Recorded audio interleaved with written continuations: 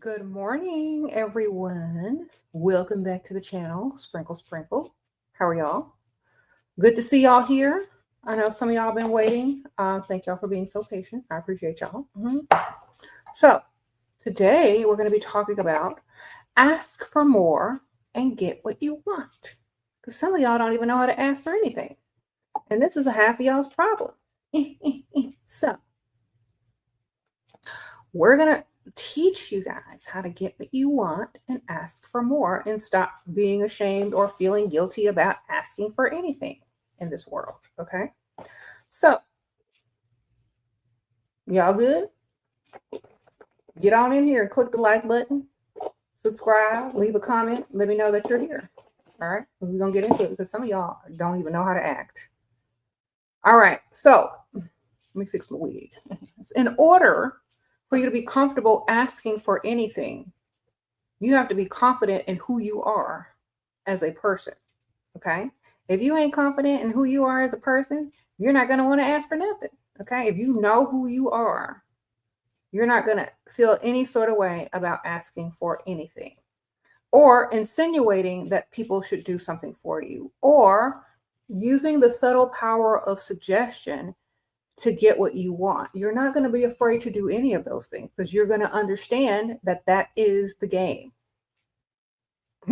Okay, unless you dare to give and not receive. You know what I mean? So that is the game. That is it. That is all. So once you understand this, then you understand how to ask for stuff, suggest stuff, and get stuff. Okay. You should invest in yourself always. Sprinkle, sprinkle.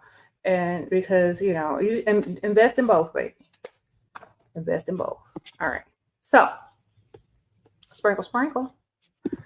Now, some of y'all are asking for a little bit of nothing because you don't think nothing of yourselves. So you ask for chump change and crumbs, right? So depending on what you ask for first in any type of situation. Shout out to Account College. Thank you. Sprinkle, sprinkle. Got my gift. Sprinkle, sprinkle. So, thank you. I appreciate that. And also some incense. So, when you ask for something, you got to go big or go home. You got to go big or go home. The same way y'all be trying to manifest. Go big or go home. Y'all don't be manifesting no French fries, do you? All right. Y'all got to get this mindset. The wealthy mindset doesn't ask for crumbs. Okay. Y'all want to go through the drive-thru or y'all want to get some money?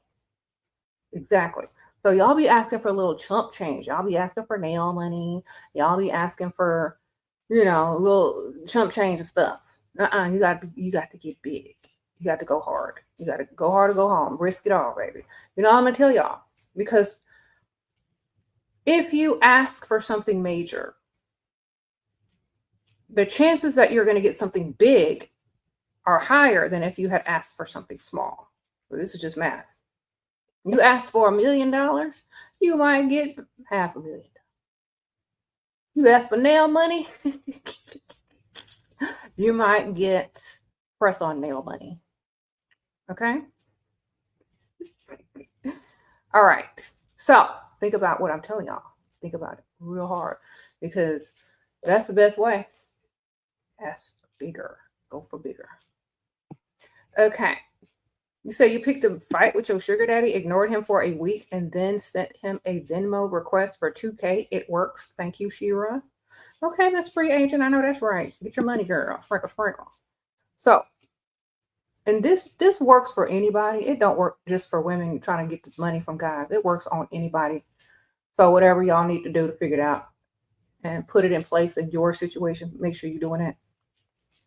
But yes, you ask for something large and then you settle for what you actually wanted in the first place. Okay. So it's not even like you're settling at all. It's like you're asking for more than what you actually wanted in the first place. So it seems like you're settling. So it seems like they're getting you to lower the amount of what you need.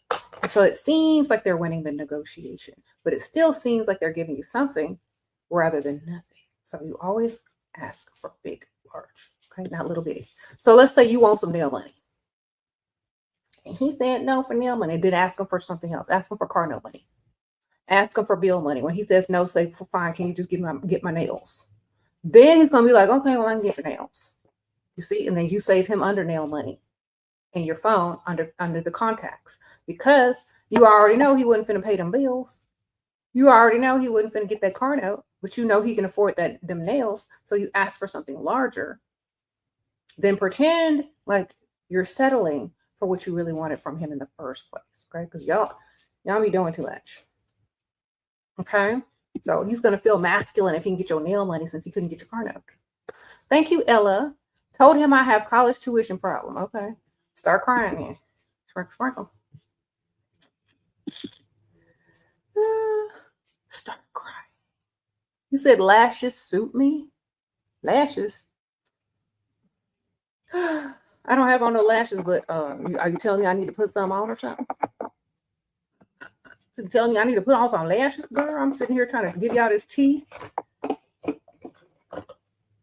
Anyway. Thank you. I appreciate you. Anyway, so yeah, you ask for more than what you want in order to get what you actually require. Mm-hmm. Thank you. So let me tell y'all what else y'all could do. If y'all want a new car, start asking for a house.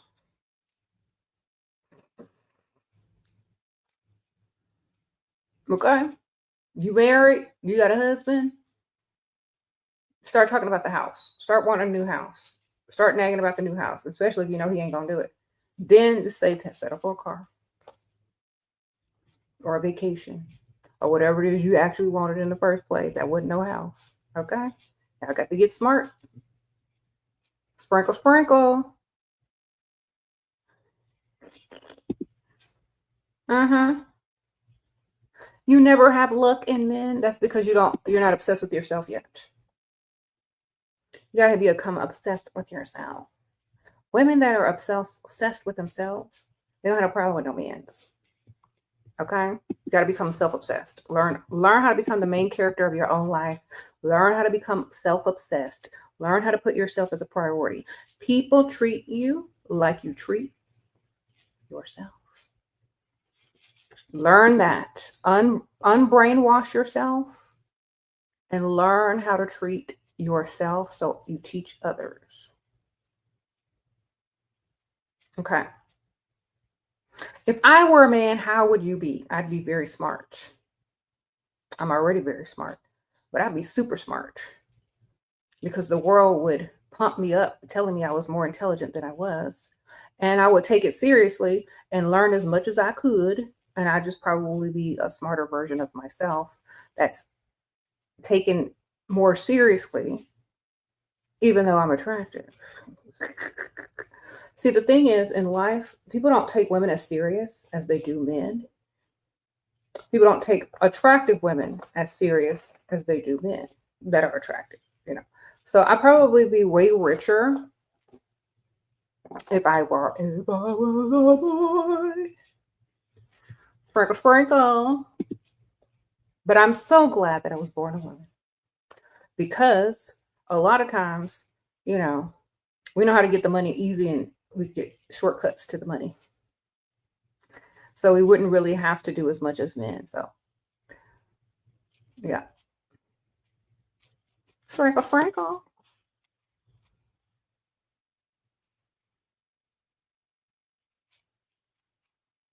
So, yeah. Okay. So this is also how you do it. Now, let's say you already got money and you don't want no gifts and you don't want nothing. How do you get them to do what you want them to do? Same thing. Ask them for something they don't want to do and make it seem very important to you. Then ask them for something else that they can possibly do that you need them to do anyway. So, for example, if you want to hire maid service, right? You don't want to clean no more. Okay. Then start getting upset about the things in the house.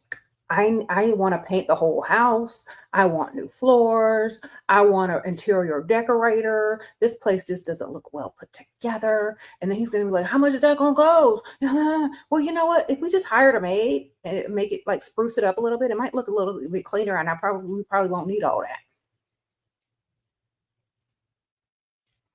I'm like, okay, get the maid. Let's see if it works. Because you over there stacking up, you know, new paint, new floors, new, new furniture. Let's just get a maid and see what hell that. Oh, the house looks very nice. We didn't need all that after all. Yeah. Okay, do that. Because y'all be afraid to ask for the bare minimum. That's why you're not supposed to ask for the bare minimum. You're supposed to ask for the most and get what you want. Okay, sprinkle, sprinkle.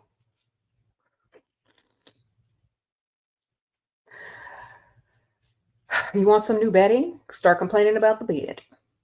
You want something new? You want some new jewelry? Start complaining about the car. All right? Y'all know how to do this. It's very easy. It's called common sense. And I'm glad I could help y'all reach that.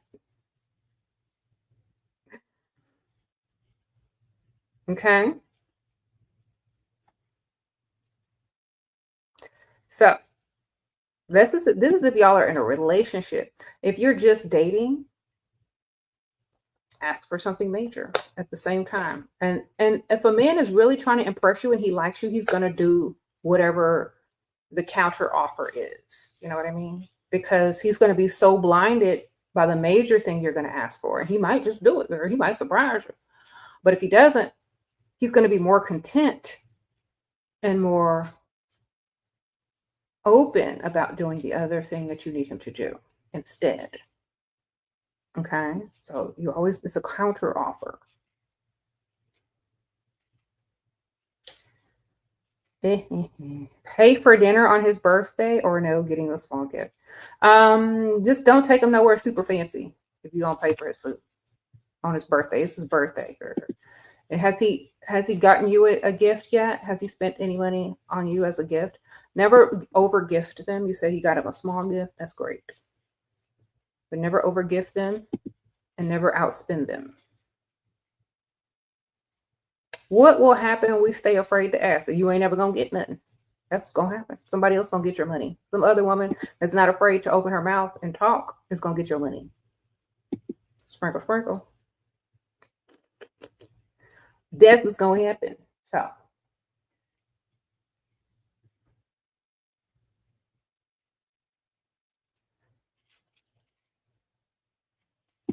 you said, how do you make him pay rent and bills after breaking up with him? Tell him you're pregnant.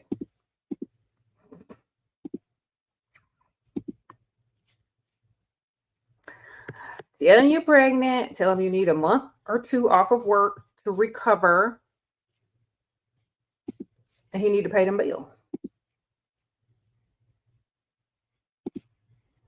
You're 22 and he's mid-40s and a pilot. He will visit your city in a couple of weeks. Do I respond to his calls?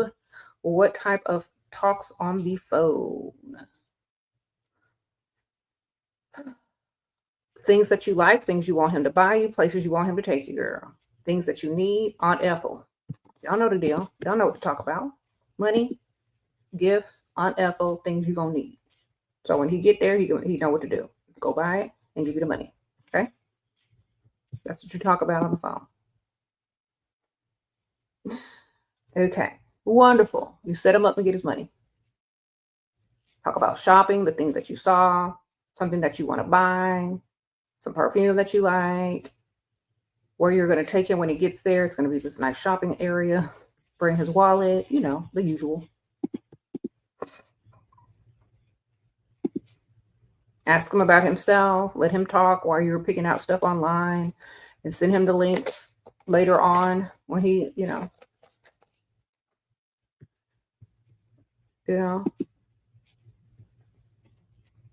Thank you. Sprinkle, sprinkle.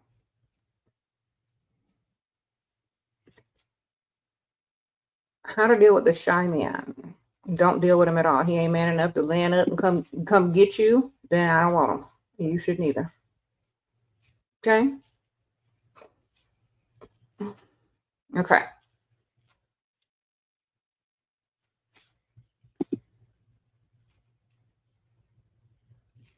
Y'all, my husband is a nerd, and he wouldn't shy to come get me.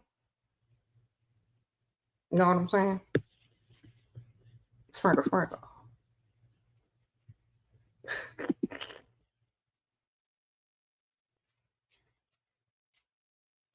When are y'all going to understand there's no shy men? Exactly.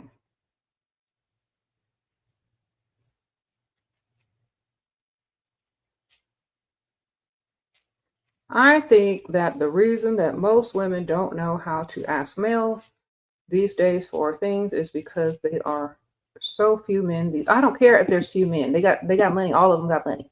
Now, if you're dealing with somebody older that has some type of career, they got money. So don't worry about it. If they like you enough, they're gonna spend. Okay. Maybe if y'all like, deal with guys that have money, you won't be so afraid to ask for it. That's number one. Okay. Deal with somebody that's about something, so you don't have to be afraid.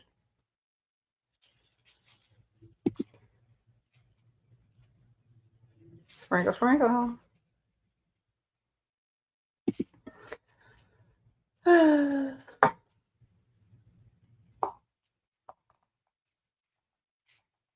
You said fake or real men have bank accounts. I know, right? So that's all you got to do. Use the power of suggestion, aim high, and get what you want instead of getting less. Okay.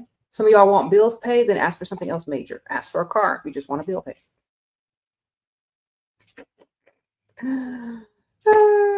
Be like, you know what? I really need a new car. What do you think? Could you help me out with a new car? Then be like, okay, well, I know you can't do that. So if you could just help, you want to just get my phone bill then? Oh, I can do that. See? So you ask them for way bigger, and then you get what you need out of them. And if you have a roster, this is how you get all your bills paid. You got a roster. You start with the richest one and the brokest one. Okay. You ask the richest one for the most, the second richest one for the second most, and you're gonna get all them bills paid. All right. Because if they like you times 10, they're not going to leave you just for asking for something, but they will offer you the counter offer that's what you actually really want. Okay. So aim high. That's how you build your roster, and that's how you get the money, because y'all be aiming too low and asking for too much chump change and crumbs. Remember, what you ask for is how they see you. Remember that. You asking for crumbs and chump change, they're going to see you as crumbs and chump change. You better ask for something major so they know who they're dealing with. Okay. You need a roster? Good for you. Get one, girls. It's cuffing season. It should be easy to get a roster right about now. Okay.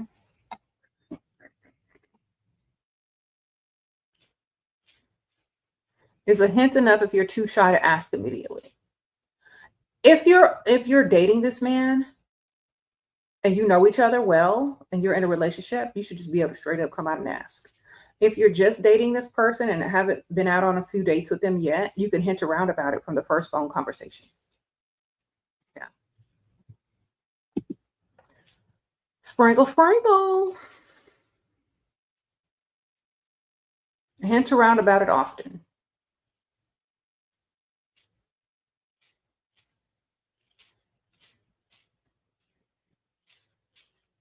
You said, is it true the first gift will set the tone on how he will perceive my rarity and exclusivity? What I will ask for boldly will let him understand how I value myself. Yeah. That's why you got to go hard or go home, girl. Thank you, Brent. Sprinkle, sprinkle.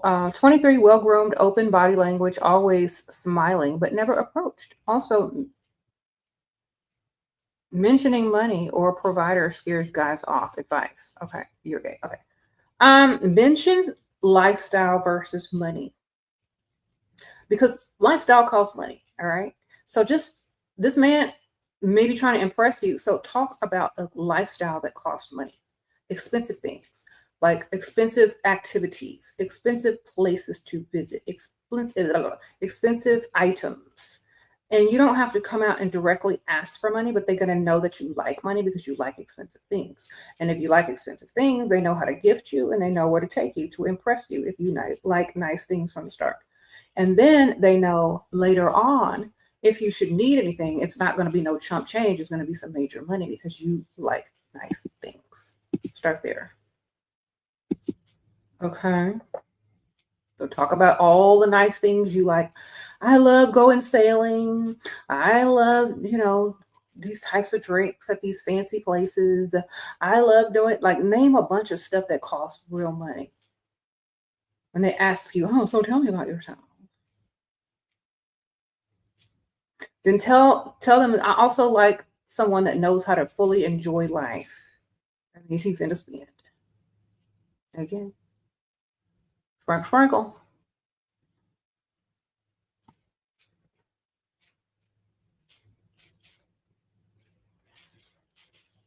After what?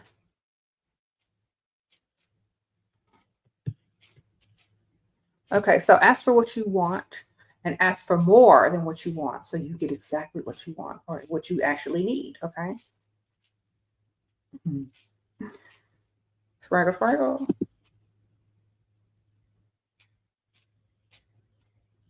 You said, where should y'all freestyle besides the gym, bar, grocery store? You don't do sports, so I'm unsure about pickleball, golf. Okay. Well, just go to the sporting goods store and look around because that's where the golfers are going to be without having to go to the golf course. You're going to be like over there looking for golf clubs, playing on the virtual golf course. It's indoors. You can shop, look cute at the same time, and not have to play any sports whatsoever. Sprinkle, sprinkle. Okay.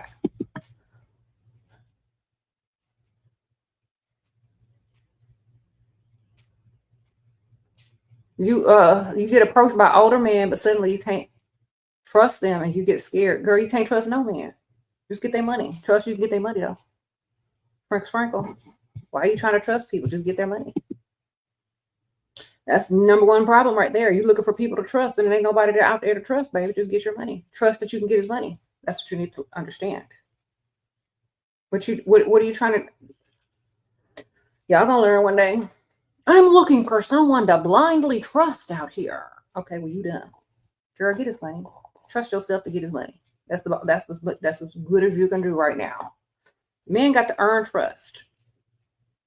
Okay, let him earn it, and let him get you some money at the same time. Why y'all out here trying to blindly trust people you just met?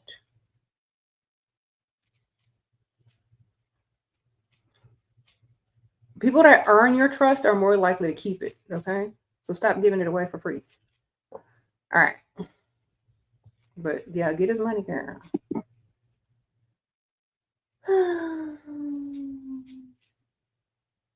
Do I believe the hype that the younger men are actually going for and attracted to the older women? Are they paying them older women bills? Because I don't care what they're attracted to. Are they doing what they're supposed to do as a man? They're paying them older women bills. Then I might believe a little bit of it. If they paying them bills, sprinkle, sprinkle. They provide. I might believe it. Do you believe it, girl? Are these young men gonna get their money up for these older women? Is that what they finna do? Well, I believe it when I see it. Let me know.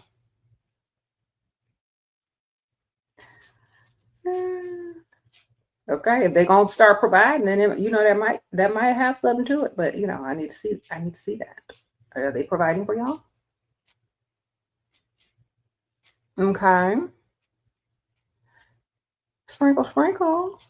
You said somebody told you should use your heart and not your brain. Okay, well, they just told you to act dumb and love blindly and trust blindly. You gonna listen to that, ma'am? Don't use your brain. Use your heart. Use your emotions. Emotionally invest in someone without thinking about what they're doing for you. Wonderful. If somebody told me that, I'd laugh in their face, but I'd be like, oh, sorry. Tell him to use his wallet. Sprinkle, sprinkle. Not his mouth.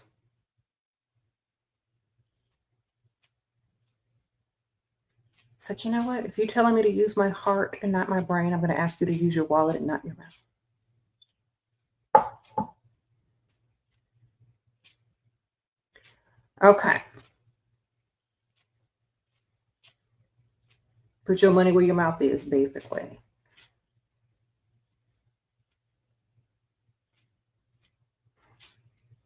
Mm-hmm. Just get his money, girl. Just always get their money, girl. That's all you need to think about. Don't be thinking about coulda, shoulda, woulda, hearts and brains. You ain't no surgeon. Just get his money. Okay.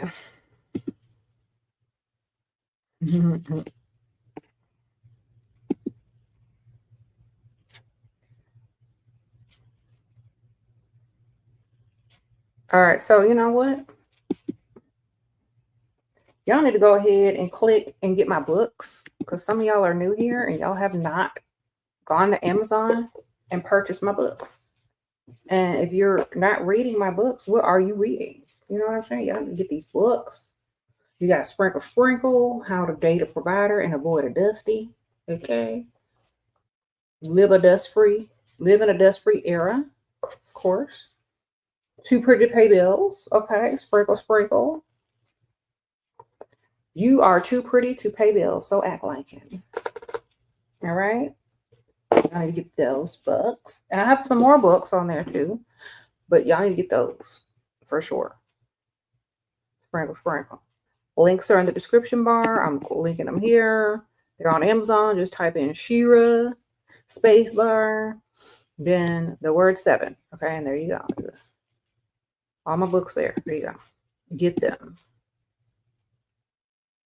Your boyfriend says I never offer to pay in the restaurant.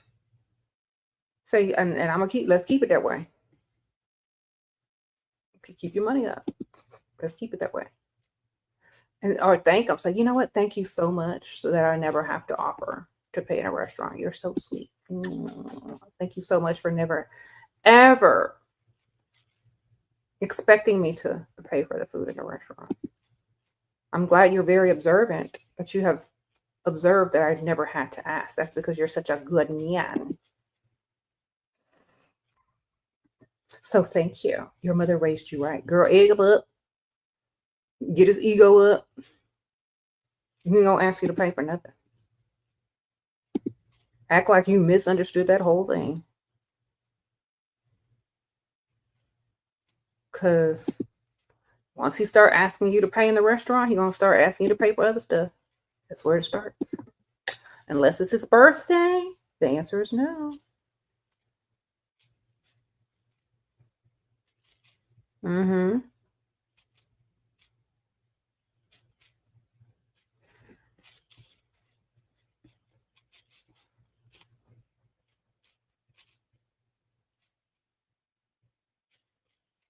You say you just turned 18 and you met a rich Arab guy that want to marry you.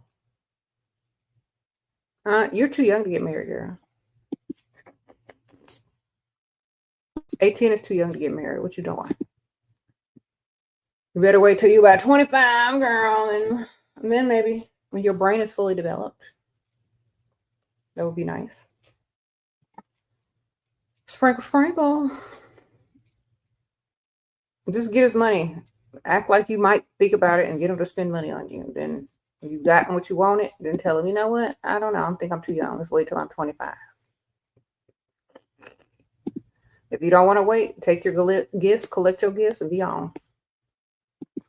All right. Hopefully you got some money in the bank account at the same time.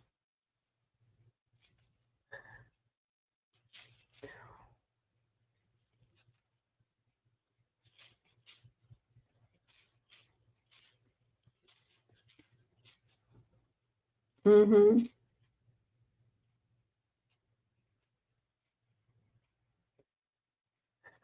You said no to getting testosterone to keep the 28-year-old. Okay.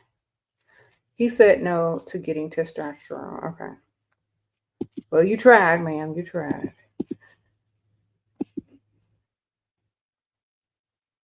He's probably going to look into it after it's too late and you're gone.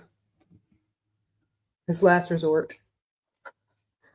Next time he goes to the doctor, tell me about that testosterone. You know they're going to be in the doctor's office asking about it once it's too late and they have to go there for something else.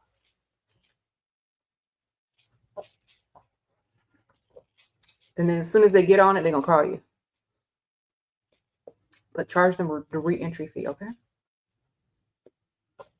If they're old, they're going to be in the hospital in the next month or two anyway, or the doctor's office. So you good. Take a little break. Have fun on your roster. When he circles back around with his testosterone, he'll be ready to spend. Okay. What am I ethnically?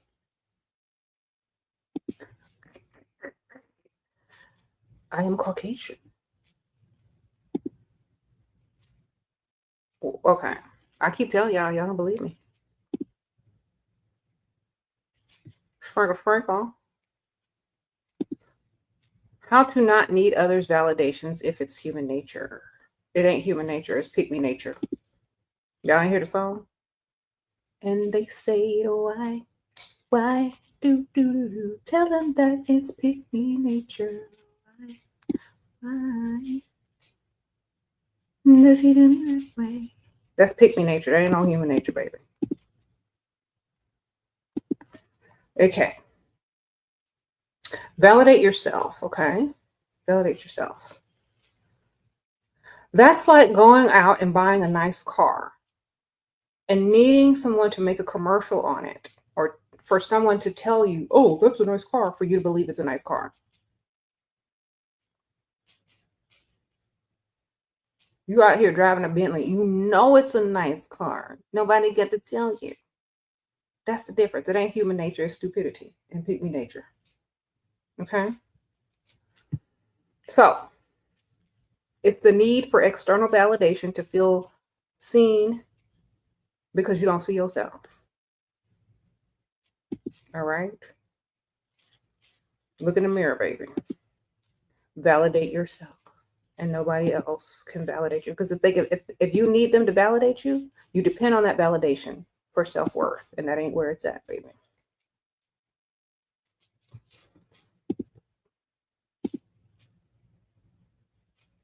Thank you. Sprinkle, sprinkle.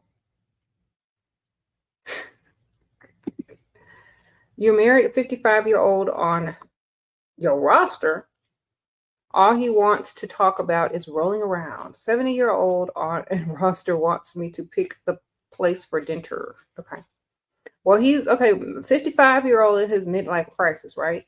So all he wants is for you to roll around. So give him a checklist of stuff he got to do before you even think about rolling around. So he has to invest. So make a whole list. Say, this is what I require before I become intimate with anybody in the relationship with, and make that list and make sure it's good and long. So he got homework and stuff to do, right?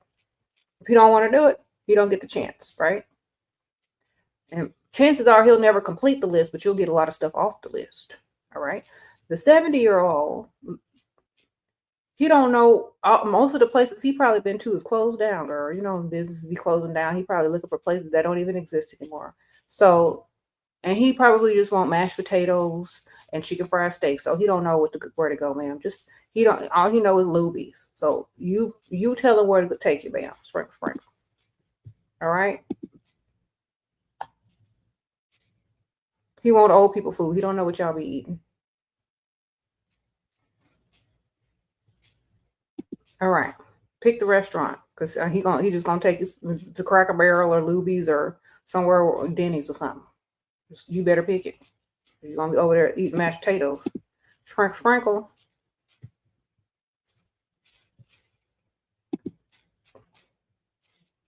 Thank you, Norma. I appreciate you, girl. Sprinkle, sprinkle.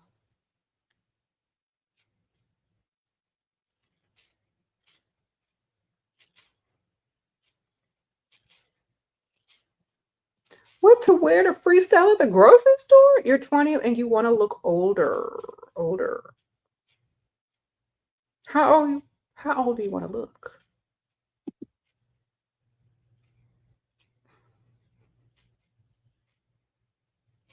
It depends on what time of year it is. A cute little maxi dress and a cardigan or just a little sundress is cute with some nice shoes, like some nice, I don't know, it's still kind of hot where I am. How do you deal with haters, especially on social media? They're so bullies. I want to grow but feel stuck. Okay. I don't care about them haters, girl. Them haters just mad at themselves. They don't, it's projection. So I don't know. I don't deal with them. I just feel sorry for them. Sprinkle. Okay.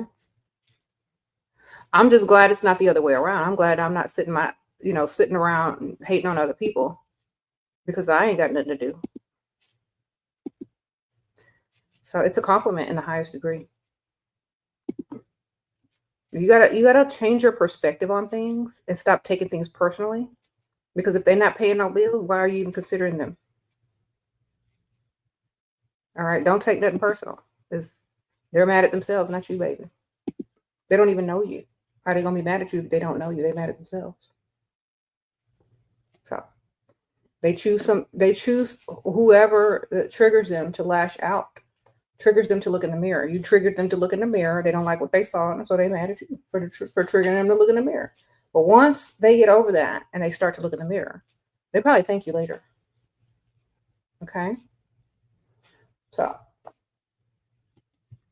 haters are one of the highest forms of fans. Remember that. Sprinkle, sprinkle.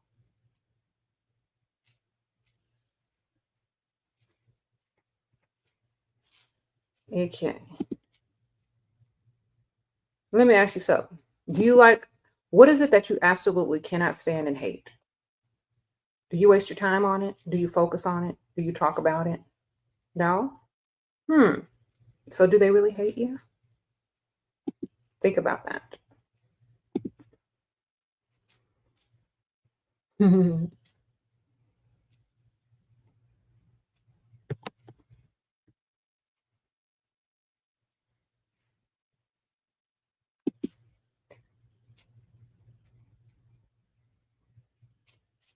Yeah, say if I hate it, I avoid it. Exactly. You hear a song you absolutely cannot stand. What you do? Turn the station. You don't sit there and listen to it and say how bad it is.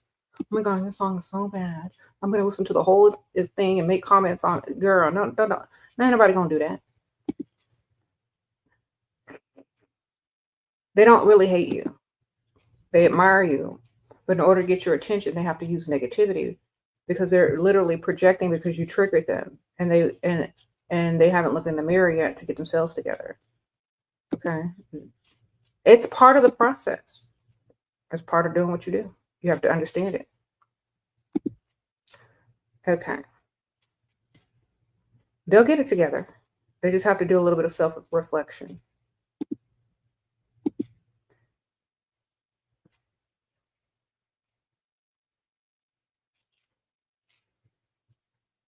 Your man is not buying you anything, but he care me and warm to me. Should I make him buy you things? You can make somebody else buy you things if he can't afford them. Sprinkle. Y'all are so sweet and innocent. Have y'all really been affected by real life yet? How old are y'all?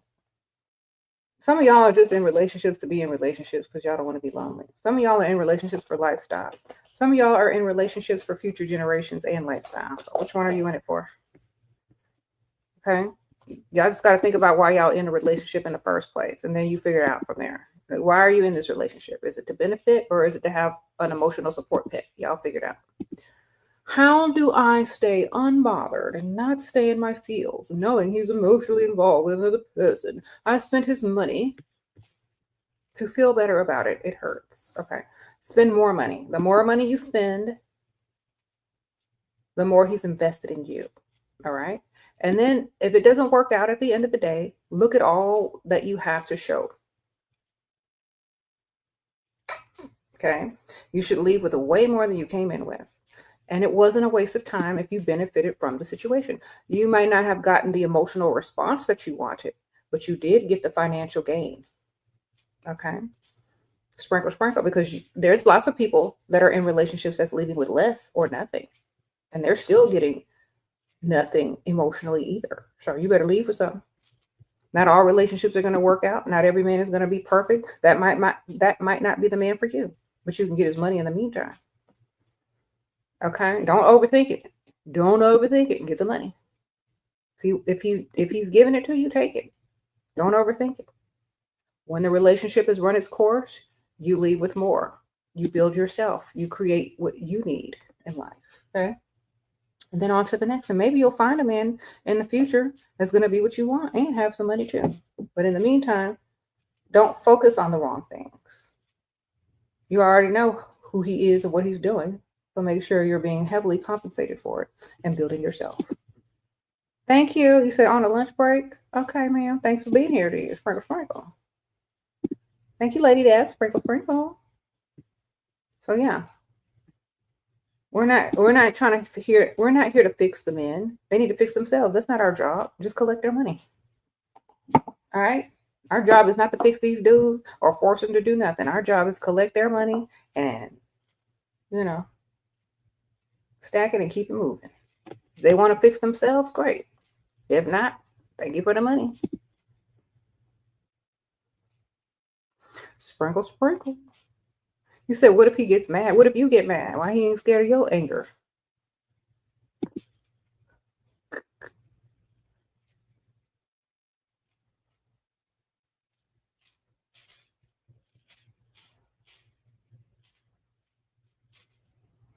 Okay, what if you get mad? Then what?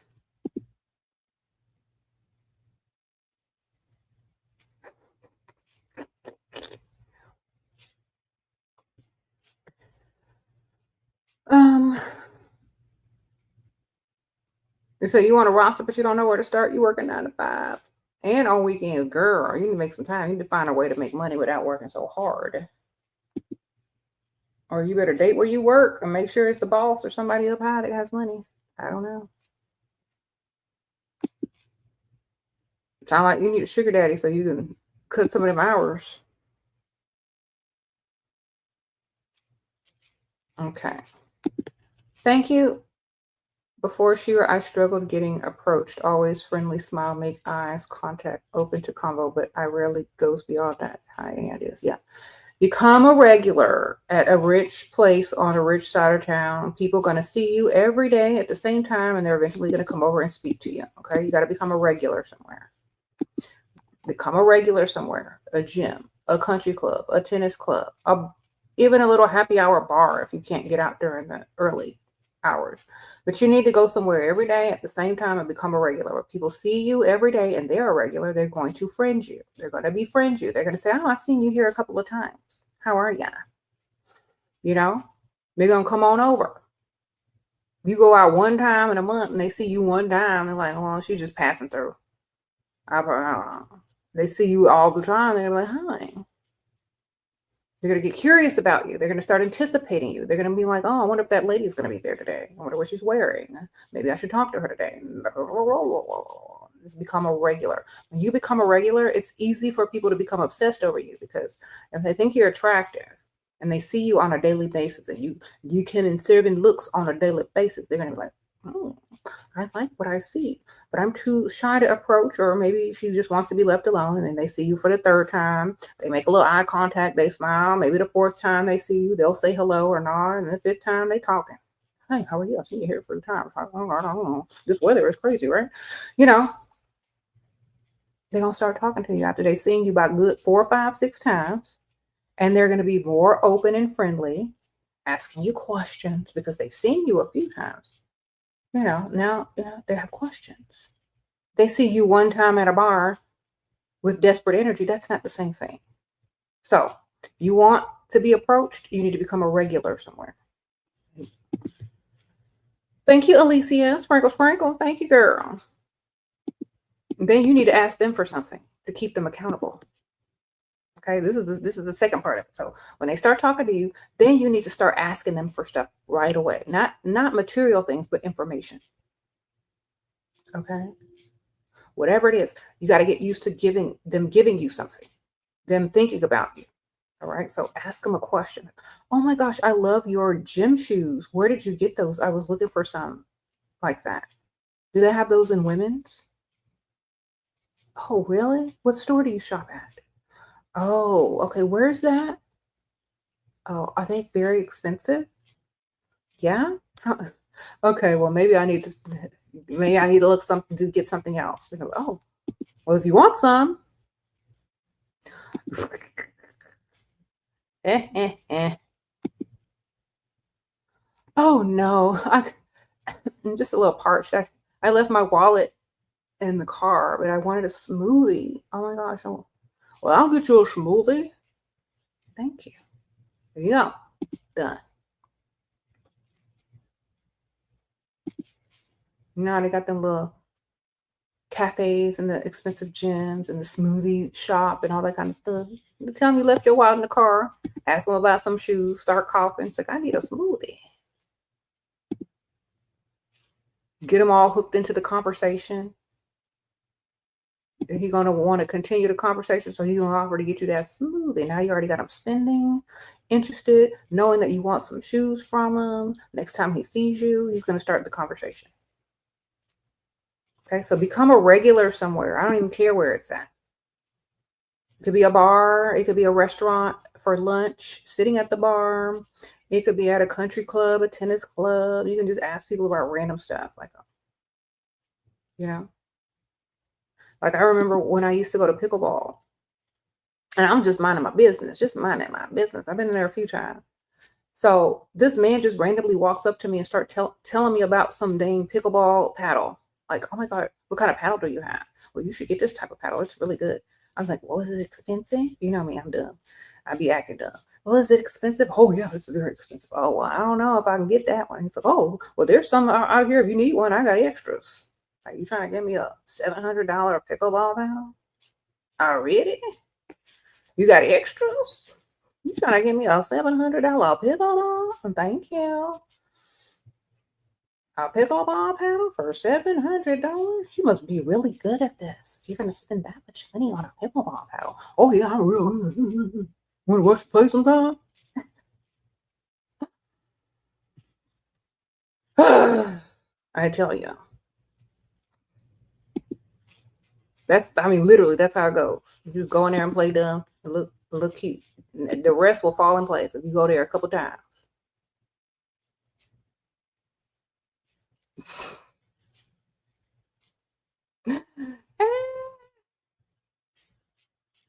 I just be playing dumb. They can't even believe I'm so dumb. I mean, they probably can, but they like the act.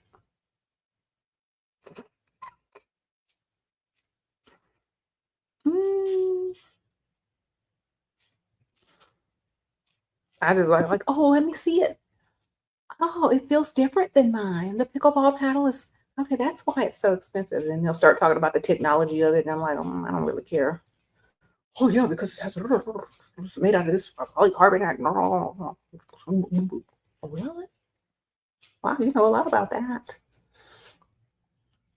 I just bought mine at. I just ordered mine on Amazon. Oh, that's trash. You got a good one. Really?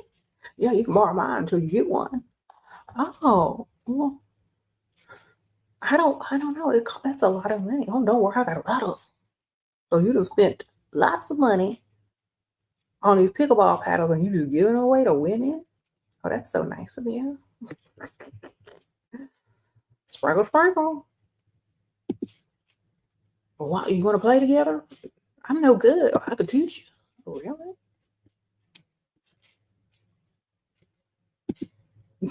Yeah, I'm here all day. I ain't got nowhere to go except for later. I gotta go.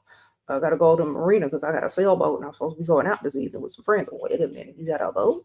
I didn't even ask you all of that. Yeah, I got a boat. See how it goes?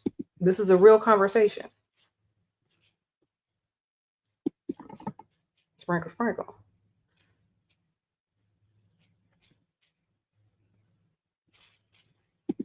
All right, so get into it. Get over there and stop dilly-dallying in the broke side of town. Go over there where some money is.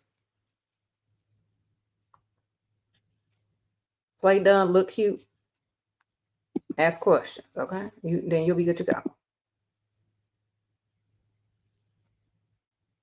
Mm-hmm.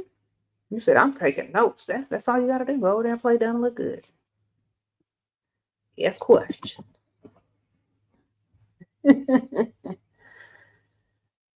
Okay. If you're going for pickleball, make sure you're wearing a tennis skirt or a tennis dress. Show them legs, baby. That's one of the main reasons men sign up for pickleball. See them legs. They don't go in there with no leggings on. Go get the proper attire. It's gonna take you a long way. Okay, even at my old age, it got me, a pickleball paddler and a lot of insight. What are some rich gems I currently at? Girl, you at Planet Fitness? Leave today. Quick, fast, and in a hurry. Sprinkle. Sorry, Planet Fitness. Okay, you good in a pickle, but if you're trying to get some rich men, ma'am, you're gonna have to invest in your membership, or you need to go and get a free trial membership at an expensive gym. At least do a free trial. Ooh. Okay, let me tell y'all something. If you go get a free trial and I think there's a 2-week free trial sometimes it's a week, sometimes it's 3 days. It just all depends. Okay. If you can find you a man at the gym before that sound like Ursula from Little Mermaid. You can find, if that man kiss you before the moon is full, you can stay. If you find a man that really likes you before your free trial membership is up, he can put you on his, and it's cheaper. All right. All you got to do is make a sob story, talk about you need a workout buddy, somebody to keep you accountable. You don't know, you might not be back because, you don't know if you want to pay that, that initial down payment fee and all this kind of stuff because you don't have nobody to work out with. Then he'll be like, oh my gosh, well, I can put you on my membership. You don't have to worry about that. And we can be held accountable for each other. And then you get you a free membership and a workout buddy and possibly another one added to the roster. Okay. So don't wear them scrunched booty pants. Okay. Leave that at Planet Fitness. Sprinkle. You get you some cute, high class, bougie workout gear. No scrunch booty. Sprinkle.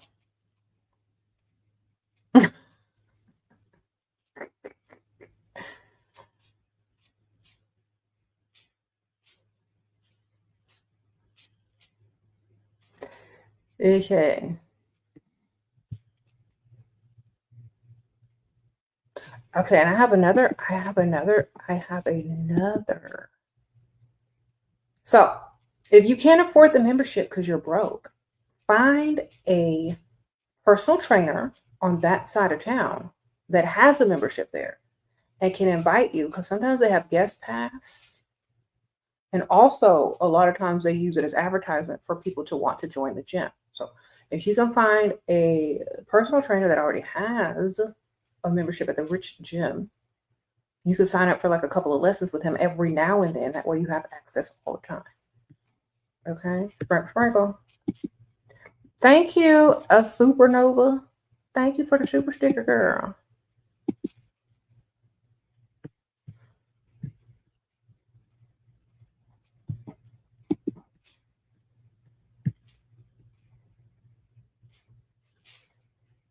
Okay. Okay, I ain't gonna lie. I had a membership at Planet Fitness a long, long time ago. I stayed there 1 week and I was done. I couldn't do it. But I did try. It's good if you're on a budget and if you're very young. But you know what I'm saying? For college students,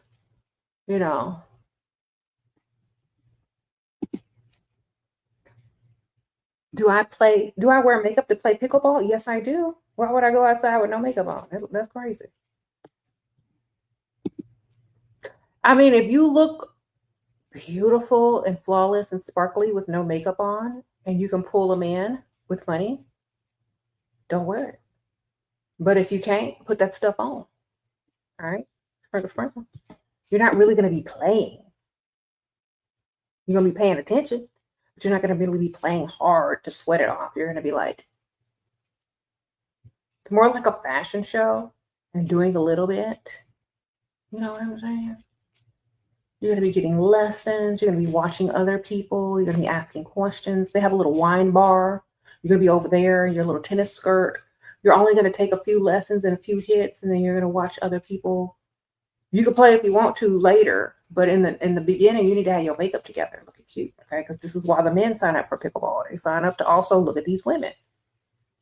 It's a social thing as well, so you need to look good. You don't actually need to be there to go sweat it out. That's for the people that ain't trying to get this bag. Thank you, Marcella. Sprinkle, sprinkle. And there'll be women at the pickleball club who think they're the hottest thing in there, okay? And they be walking around like it, but then they get some competition, they be like, they be having their makeup on. You ever seen the one that thought that they was the cutest one in there until you arrived? They be like, they be having their makeup on, they little push-up bra, they posture. They be like, see, I got some competition. Mm-hmm. So put that makeup on.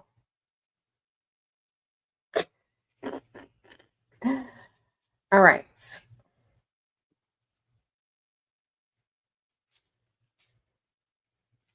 You said any tips for Muslim women? Some men don't spend on you until after marriage to see. Okay, pretend you ain't Muslim and go get somebody to spend some money on you. Okay, step outside, be a different character for one day. Pretend you're not. See what you can get. You're not gonna roll around on the mattress with them. You're not gonna sleep with them. You're not gonna marry them. Mm-hmm. Maybe you can get some free food. Maybe you can get a bill or two paid. Have a fake name. Be anonymous. Do you live in a country where everyone is the same religion? If not, then you can do this. Thank you, Blueberry Tea. Sprinkle, sprinkle. I'd be pretending. I'd have different characters. Get you a wig. Sprinkle, sprinkle. Make up a fake name. Date anonymously.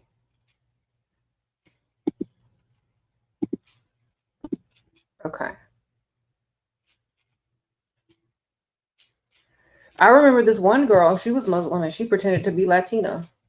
So she could date and get some money too. She wasn't trying to roll around. All she wanted to do was them to spend. So she just lied, pretended. A lot. So anyway, get your money, man. Date anonymously. Give them a fake name.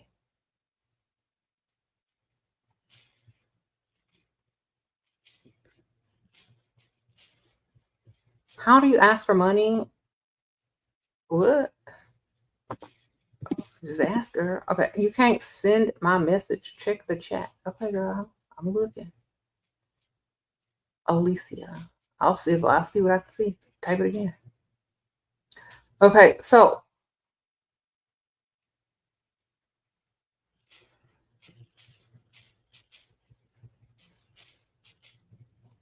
get your money, man.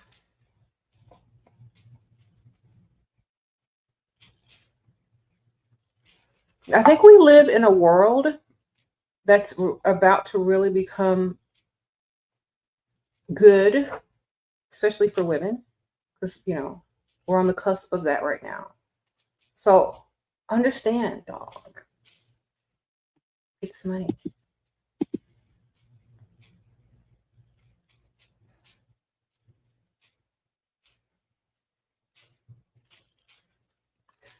I would. You'll dress up later because I'm actually trying to. Okay, get your money. And you said women are finally awakening and knowing their true value and having higher standards, and the world is opening up to them. That's all you got to do. Wake up. Just get this money. Outfits for the grocery store. You have a baby. Things. So cute. Sprinkle, sprinkle. Oh, so you're trying to look older. Oh, I forgot. I'm so sorry. You're trying to look old like somebody's mother or just older? I would say do a matching set. Like try for a matching set. Try darker lips. If you have a baby face, go for red lips or like a darker lip color, like a berry or a darker lip color. Make sure there's some eyeliner on, of course. Go for a matching set. That's gonna make you look a little older. All right. Chic matching set. Throw some eyeliner on and a darker lip. Okay.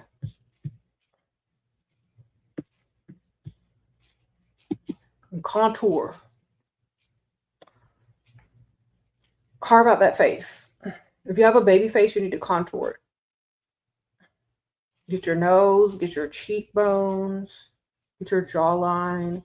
Make sure your brows are in place. Do a little liner and do a darker lip. Okay, sprinkle, sprinkle.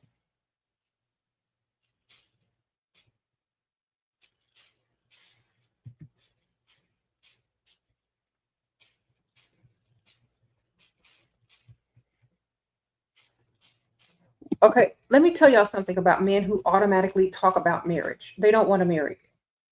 They want to roll around on the mattress with you. All right? Because ain't no man that serious about marriage. Otherwise, he would have married his ex, whoever he left, recently. So stop believing the hype. Stop believing that mess. If they were really marriage minded, they would have been married to the last chick. All right? Stop it. Stop being dumb. Y'all get on my nerves being this stupid and dumb. They tell y'all what y'all want to hear so that you will believe whatever they tell you, that have faith in this man who's you automatically going to see them as husband material without them having to do nothing because they talked about marriage. Talking about marriage does not make a man husband material. Paying them bills make a man husband material. Doing what he say he gonna do make a man husband material. Coming through when you need him to come through, that's what makes a man a husband material. Not talking about marriage. Anybody can talk about marriage. Anybody can say the word marriage. Where is the money? Y'all done. Okay, because they not getting me with the okie doke. They can talk about marriage all they want till they blue in the face. I'm gonna talk about money. They both start with the letter M. Let's see what you're gonna do. Y'all done. Don't do it. Oh, you talked about marriage. Well, did you talk about money?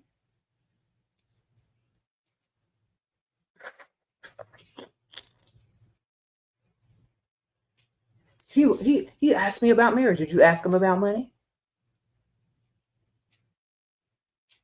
Well, how come he asked me about marriage and then disappeared because you didn't ask him about no money? All right.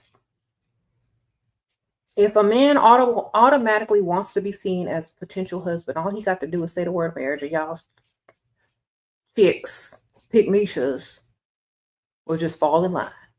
Now, you got to talk about money if you want me to see you as husband material.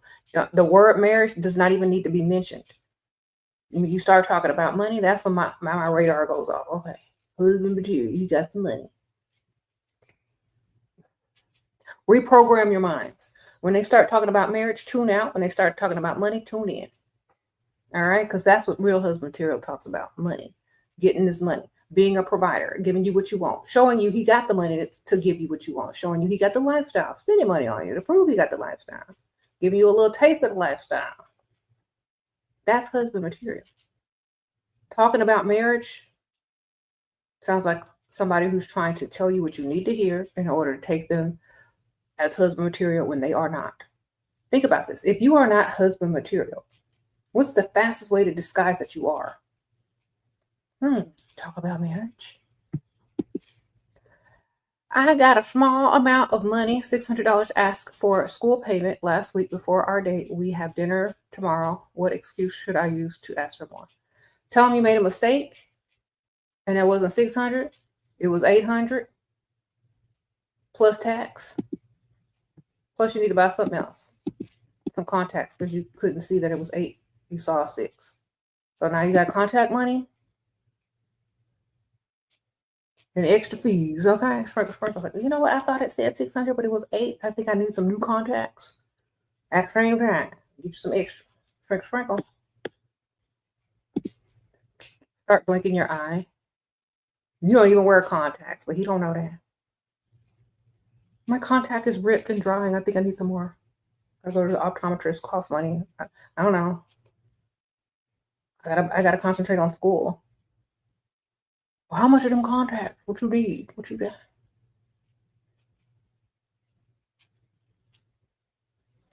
Sprinkle, sprinkle. You need some book money, girl. I know that's right. Get that tuition paid and get some extra.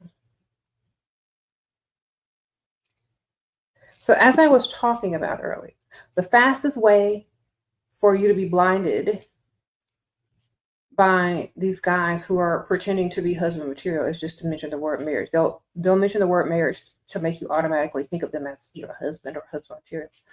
Okay, that alleviates all responsibility on proving that they're husband material. You see how that works? So now that they just mentioned the word marriage, you think that they're marriage minded, which means they're husband material. That's absolutely incorrect. Make them spend.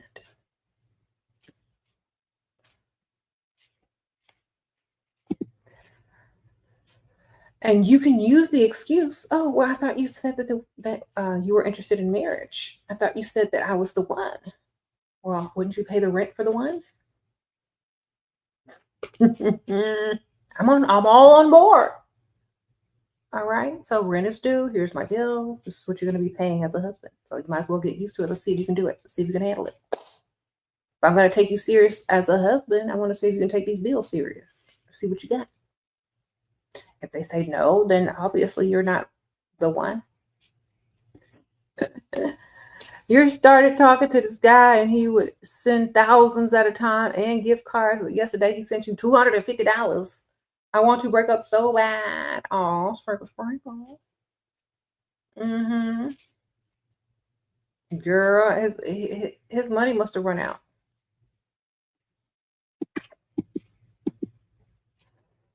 Ask him for more. If you don't have no more, he's out. He's fresh out. He didn't have no real money.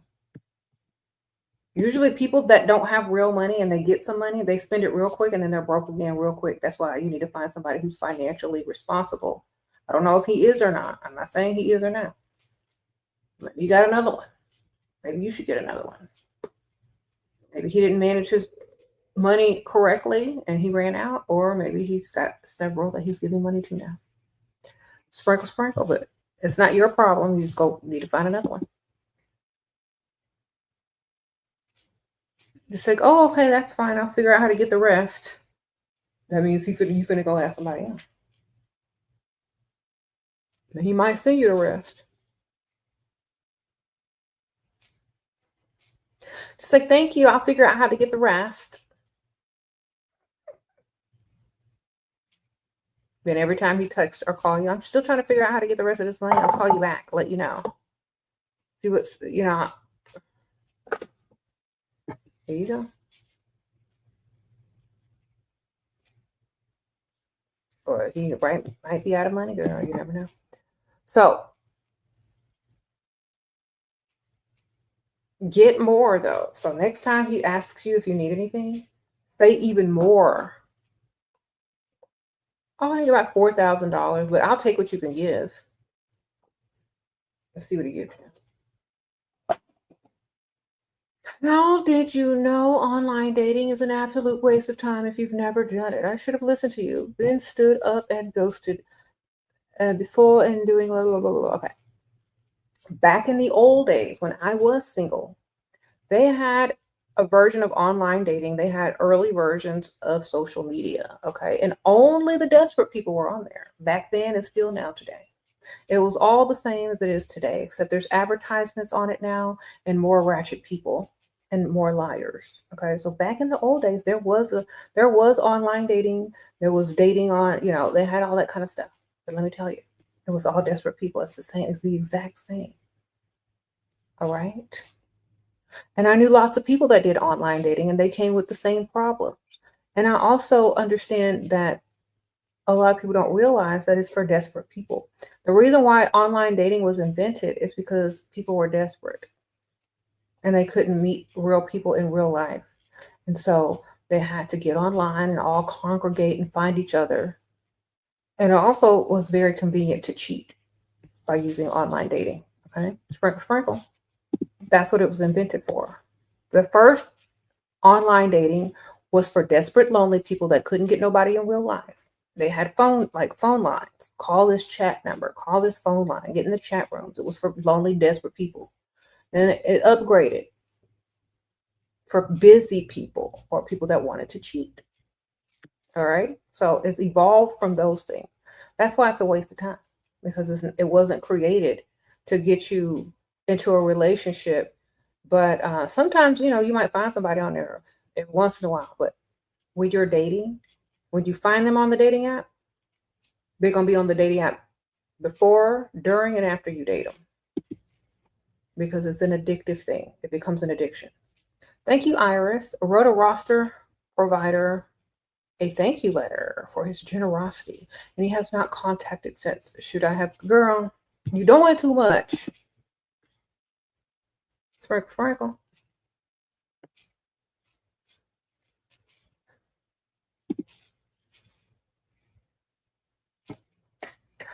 That was very nice of you, but you did too much. You're doing too much. They're supposed to chase you. You're not supposed to be writing them thank you notes on good stationery. Unless, you went to a wedding or something like that. Gym brands, Gymshark, Interactive, Women's Best, Bombshell Sports, Divine. Okay, y'all. Thank you for listing all them gym brands. Sprinkle. Y'all, if y'all are going to work out or do what y'all do, those are some good gym brands.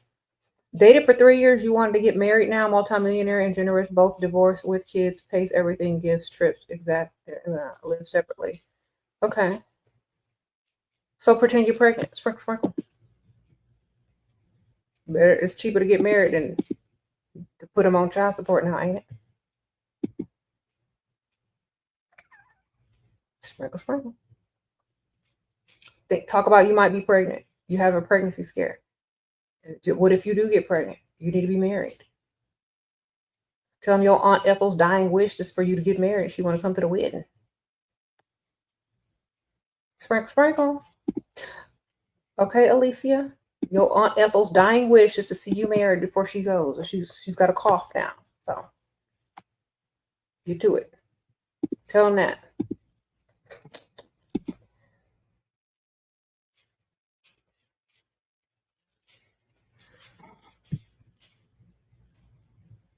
Would start leaving wedding magazines around.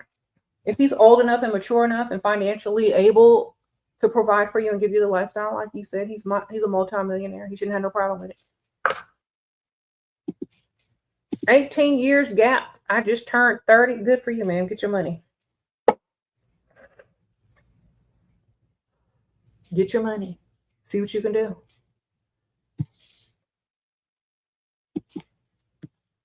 Get a pregnancy scare and start bringing out bridal magazines. When he asks you why you got the bridal magazines out, tell him you think you might be pregnant. So do everything in reverse. Put the bridal magazines out. It's like, what are you looking at this for? I think I might be pregnant. That means this is not up for discussion. I'm looking at wedding dress because I might be pregnant. So I'm just going to decide for us what's going to happen. He's like, oh, you are? Really? Yeah, we need to start looking at venues real quick. Okay, before I start showing. And then I'm like, really? Let me see the test. Like, I'm finna go to the doctors and we gonna take it. But in the meantime, I'm gonna need a ring because I don't want to go to the doctor with no wedding ring on. Tell them that. I ain't gonna go to the doctor or talk about I'm pregnant with no ring. So we need to go to the jewelry store. All right. Sprinkle. So start big, then small, and then, it was just, it was nothing. But you got the ring now. You done told everybody under false pretenses. Okay, so when you get the ring, take a picture, post it up, call your mama, even if it's a fake call and he thinks your mom is on the other line, but she ain't. Good. You saw my ring? Yes. I know, right? Thank you. My mom says congratulations. Did you tell her? No, about the ring. She said congratulations about getting engaged. Thank you. You ain't even got proposed to, but you got a ring. You posted it up. You scared, you don't know what to do, but you told your mom, or your mom saw it, and now she think y'all getting engaged. She's gonna tell the whole family.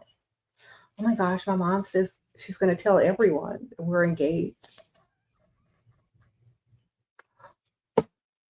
I guess I really need to start looking at wedding dresses then, huh?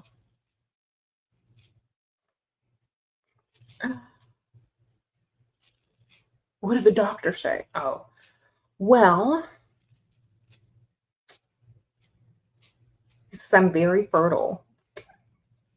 And that if I want to have babies, I should definitely start trying now. It was a false alarm, but he definitely said I need to start trying now, which means TikTok, baby, TikTok. See what happens, okay? Sprinkle, sprinkle.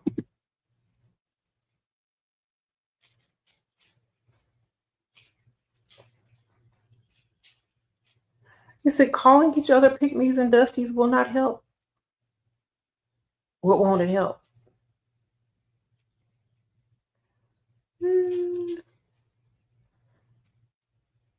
Okay, what won't it help?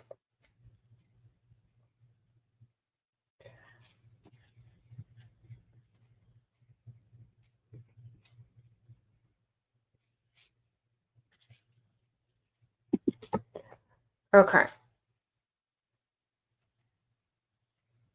You said when he asks you how much will it cost you to have access to you, time, attention, what direct deposit and large investment. Oh, well, you know what? I don't really like talking about stuff like that, but I do really like taking care of myself. And, I pretty much spoil myself, and anybody that I deal with, they like to spoil me too. So we can just do a direct deposit every month of this amount of money, and we can just focus on the relationship after that. Because I don't really like talking about money. I don't like all that, discussion about money. It's so unclassy. So, I mean, this is a good amount of money that you can directly deposit me every month so I can keep up on this, and that, and be well taken care of and feel financially safe, while exploring this relationship with you. Basically, better have my money on time. I have all bills paid automatically out of my account each month, so it'd be very helpful to just have an automatic deposit every month. Okay. Then we can focus on the relationship. Like, how's your day? Instead of, I need some money. Like, I really care about your day, but if I'm worried about money all the time, I don't, I have to figure out what I'm going to do. And if I really want to know about your day, I'm going to be preoccupied with how to ask you for money without it being awkward, how to do this, how to do that, So just put the money in the bank directly every month. Thank you. That's basically how you get the money, right? You just lie and act and lie.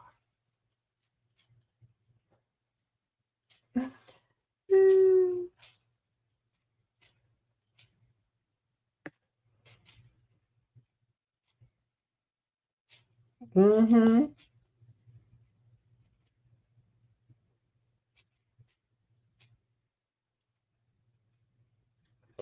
You've been single for a long time and only Dusties approach you but never date them. Good. Don't date them, girl. You need some dust repellent. That's what you need. Go to the nice side of town. It's 30 old. I feel sad about my birthday. It's not old if you date for lifestyle, baby. Date for lifestyle only. If you're still dating for looks and true love, yeah, it's old. If you're dating for lifestyle, you're right on track. Sprinkle, sprinkle. I'm just telling y'all how it is. If you're dating still for love, for true love, and looks, it's too old. If you're dating for lifestyle, perfect age. Because if you're dating for lifestyle, you're more open-minded on who you will date, the age range and the age gap. So you're going to attract way more. You're going to have way more options if you date older with way more money. If you're on a rich out of town dating, dilly-dallying, freestyling. At 30 years old, if you open your mind and date older guys and go to the rich side of town, your options are more than a 20-year-old on the broke side of town in the club. Okay? Because you're dating for lifestyle and you have an open mind and you've broadened your age range. Okay? And you've increased the percentage of meeting someone with money because you're on the rich side of town. Okay.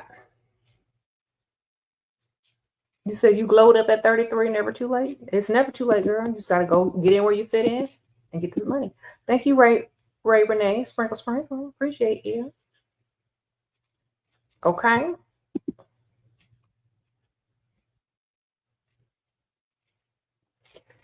See, y'all have made the mistake of listening to Dusties tell you that you're old. You're not old to a 55-year-old.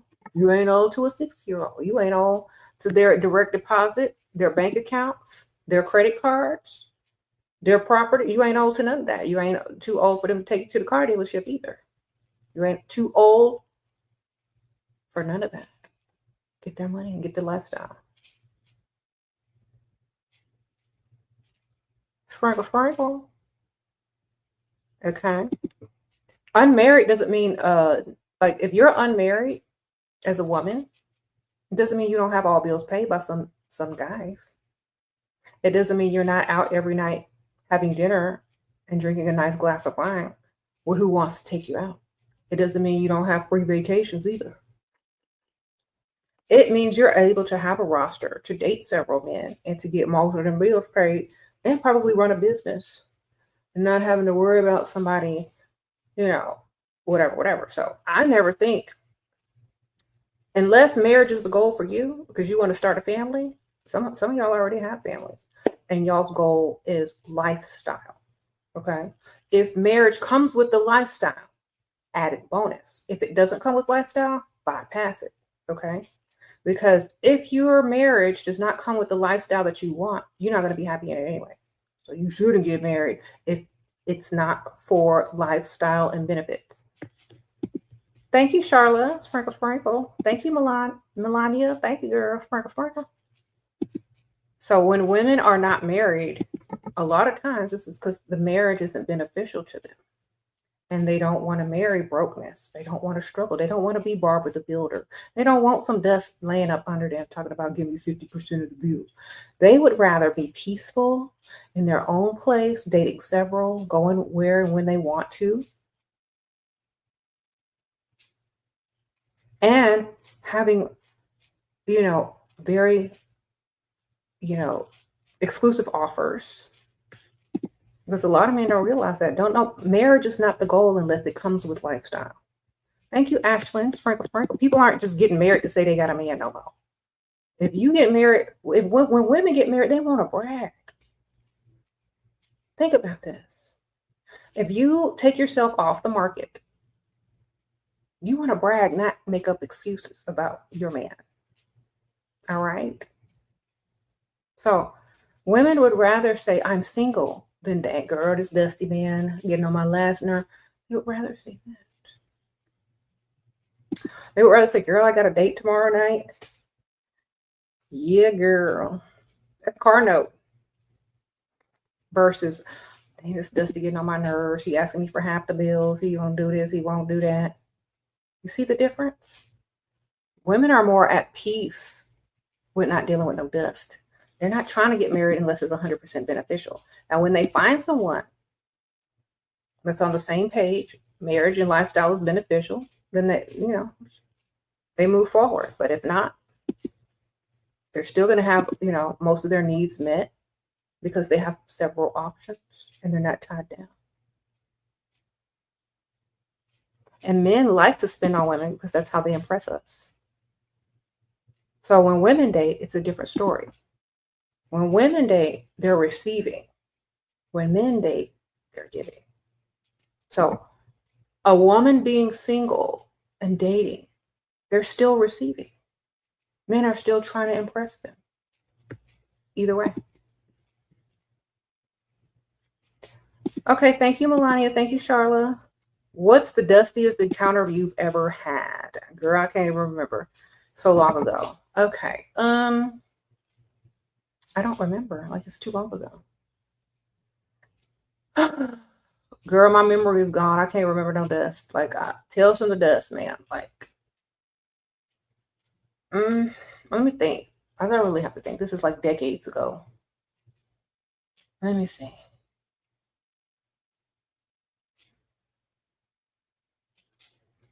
I really have to sit and think because I don't remember. It's too long ago. I don't even have no dusty memories. I mean, I had to go back to my teenage years, girl. I don't know. I'd have to go back to when I was 16. Sprinkle. And ain't nobody rich at 16. No guys don't have no money at 16. So I couldn't tell you. Okay, you've been single for 5 years, still attract low value. What's your advice on attracting better? Get to the rich side of town. Dress for the lifestyle you want, not for the one you got. Upgrade yourself to the highest level. Class yourself up. Hang around rich people. Become a regular somewhere on the rich side of town and start to make friends over there, acquaintances over there, and get in where you fit in. Okay, it's a lifestyle change. If you want to improve being able to attract men with more money, you got to live the lifestyle. Get over there. Okay, every day or as often as you can. Okay, get up and change your wardrobe, dress classier, do rich activities, upgrade your hairstyle, your nail, your clothing. Make sure you're wearing the proper clothing for the proper, activity, and just start improving. That's all you can do until it starts to work for you. Until it starts to work for you, keep going. You said proximity and frequency. Yes. Until it starts to work for you. Like I'm telling y'all, all it takes is just to get over there and become a regular, get in where you fit in. That's literally it. Before you know it, people are going to start talking to you. People are going to start asking you out or asking you to do this or, inviting you here or inviting you there.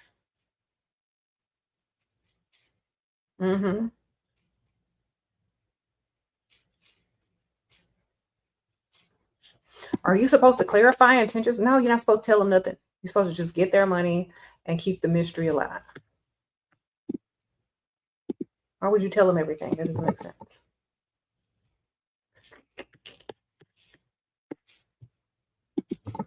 Okay.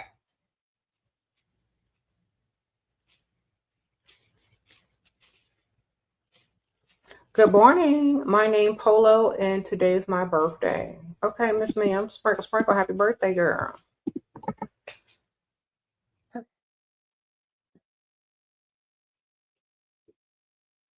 What? He said, look better, go to rich side of town. That's all it really is. Okay. What are some early warning signs of a dusty that you ask in the warning signs of a dusty? They're not spending money. They ain't got no job. They don't have no money. They don't have their own place. They ask about prices. They complain about money. They're negative.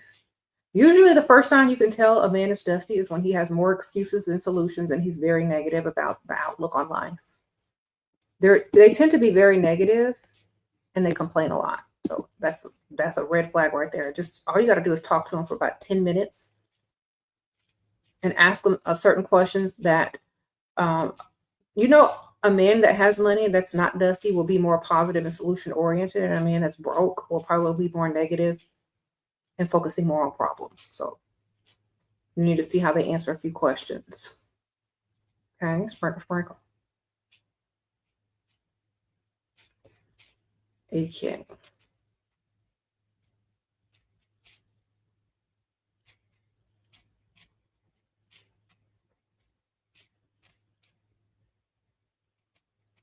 You said just listen and talk less. He'll tell you everything. Exactly, Asha. He'll tell you everything. Just listen. You'll see if they're negative or positive.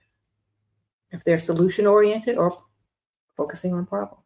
That's an automatic telltale sign of a dusty. They make excuses and they focus on problems. And they don't hold themselves accountable for too much. They tend to blame other people for things that has happened to them, and they do not take responsibility for anything. So like if they telling you about their job, their where they live, their ex or whatever, they're gonna never take the blame. They're never gonna take accountability. They're gonna talk negative and they're going to complain about certain things. That's how you know they dusty. Okay.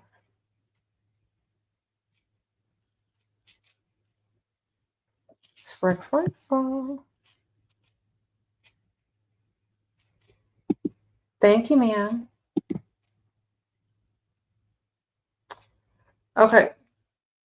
Shira looking so gorgeous. Thank you, girl. Thank you, Jasmine. You're so sweet. Appreciate you.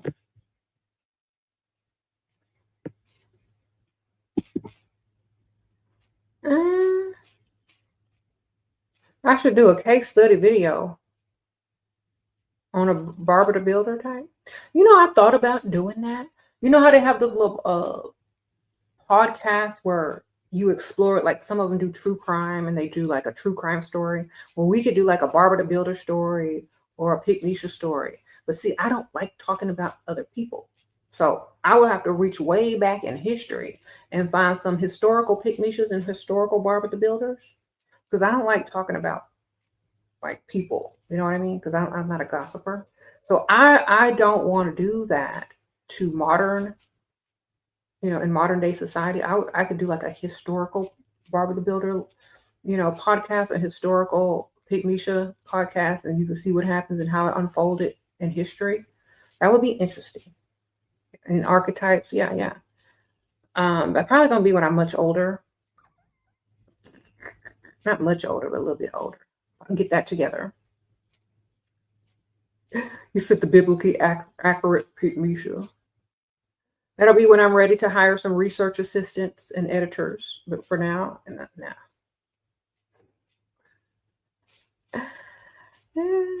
I can just use that Chat GPT now. I don't even need that. That's terrible.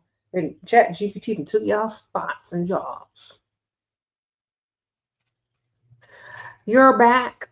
Plant-based because of you. Thank you. Okay, Charlotte Winters, sprinkle. Well, I'm glad. Hope you like it or enjoying it again.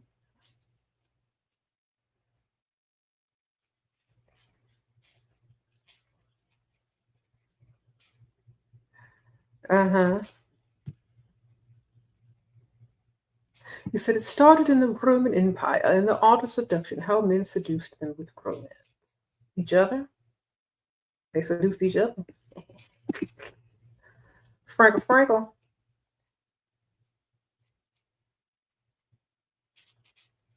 Shira, may you do a videos exposing men's strategies and manipulative techniques that most men use to fool women, and everyone shares their story experience. Yes, I've already done that. That's easy. I do that every day. But you know, I think I have done a video like that. Maybe I'll do another one. You like my Bridgerton voice? Thank you.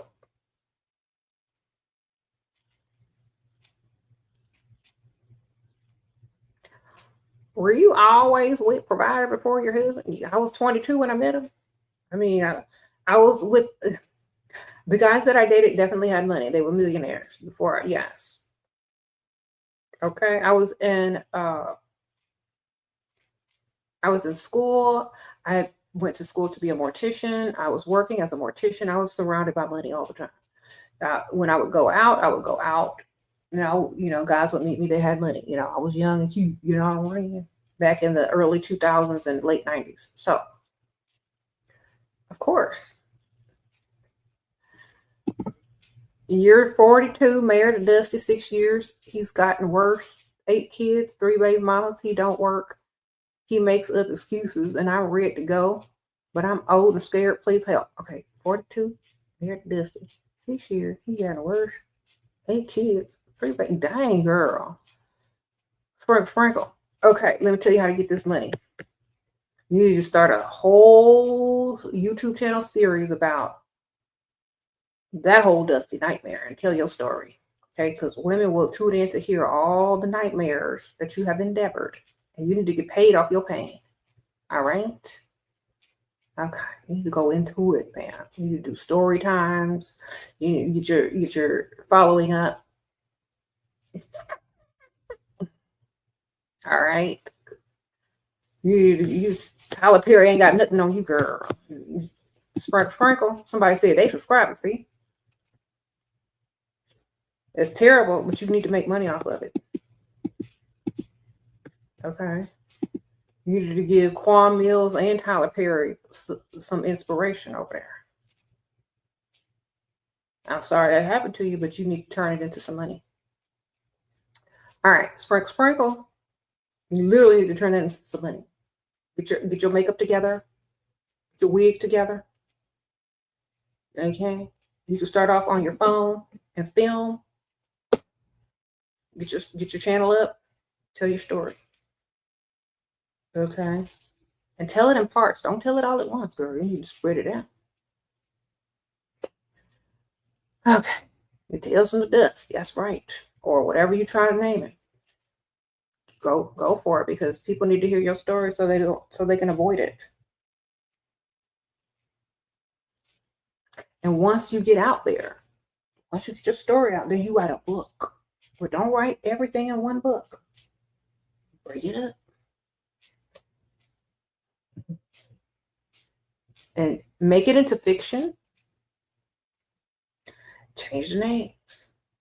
So that nobody can say, oh, that's me. You talking about, that's not right. You didn't ask for my permission.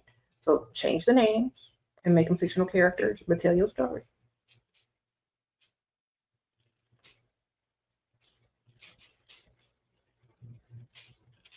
Okay.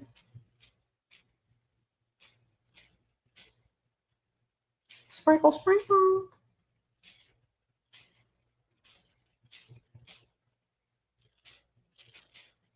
You said, y'all, any tips for your dad? He's a dusty. You're 17. He keeps stealing the money and other stuff out my room when I'm not there. Girl, he's so dusty. Girl, you need to keep your money on you at all times. You need to keep your money on you. Or go to the bank and open up you a bank account. You are old enough. You walk to the bank, take an Uber to the bank, and put your money up in there. Get you a card and keep it on you. Thank you, Gabby. Sprinkle. What do you think about guy who does both, spends on me, wants to date me, cooks for me, but also seeks out other women? I think you should also be seeking out other men. That's not your husband. That's just somebody that's giving you some money to cook and clean for you. Okay. Save him under non-commitment. All right. Save him under non-commitment. This is another game that men play to make you want them more and to chase and beg them for commitment. I want you to commit. You're doing all this. Stop seeing the other women. They want you to ask them to stop seeing other women. Make you a roster too. See, he's spending, you're going to be collecting. How does a woman find herself again after feeling like she's lost her spark in motherhood? I came alive during motherhood. I became a better person during motherhood. So you got to look at it from a different perspective. Okay. You got to look at it from a whole different perspective. Motherhood should wake you up to the world that we are living in, and the world that is here, and what it's going to be when your children get old. So you need to figure it out. You need to say, okay, well, I'm a mother now. The world is what it is. Never play fair in an unfair world. Okay. These kids are my legacy. That's what you got to think like. Your kids are your legacy. You are an example. So you need to get up, put yourself together, and look good, because you are their mentor. You are the first person that they're ever going to love. You're their first teacher and their mentor. So get up and act like it. Sprinkle. All right. Once you have kids, you become a goddess, literally. Literally. They look up to you. They worship you. You're their example. You're their archetype. Become that. Understand who you are. You brought life to the planet. Raise it and make sure it follows in your footsteps, and you got something positive to pass on. Don't sit there and give up. Talk about you ain't got no spark. Get up and get dressed. Okay? That's what I do every day. If I didn't take care of myself and get up every day and look good and have a, self-love and all this kind of stuff, my daughters wouldn't do it. I'm doing it for them. You got to do stuff you got to do it for yourself, and because you're an example. They're your offspring. They're your legacy. They represent you. You represent them. So get it together. Okay. If you had to sell a $15,000 bottle at the club, how would you do it? How would I sell a bottle at a club?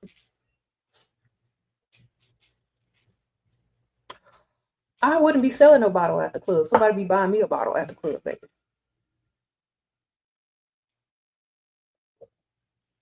I'll just go get somebody to buy it.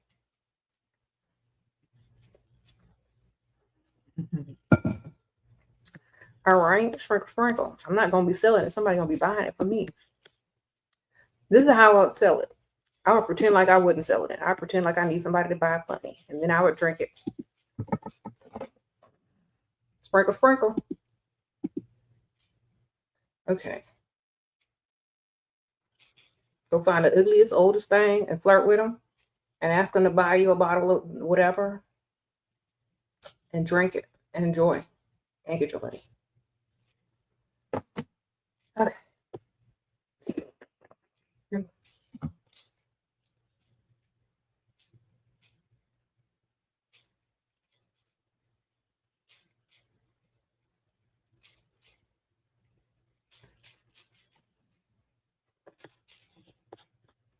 Because if the bottle is that expensive, I want to drink it too. Yeah.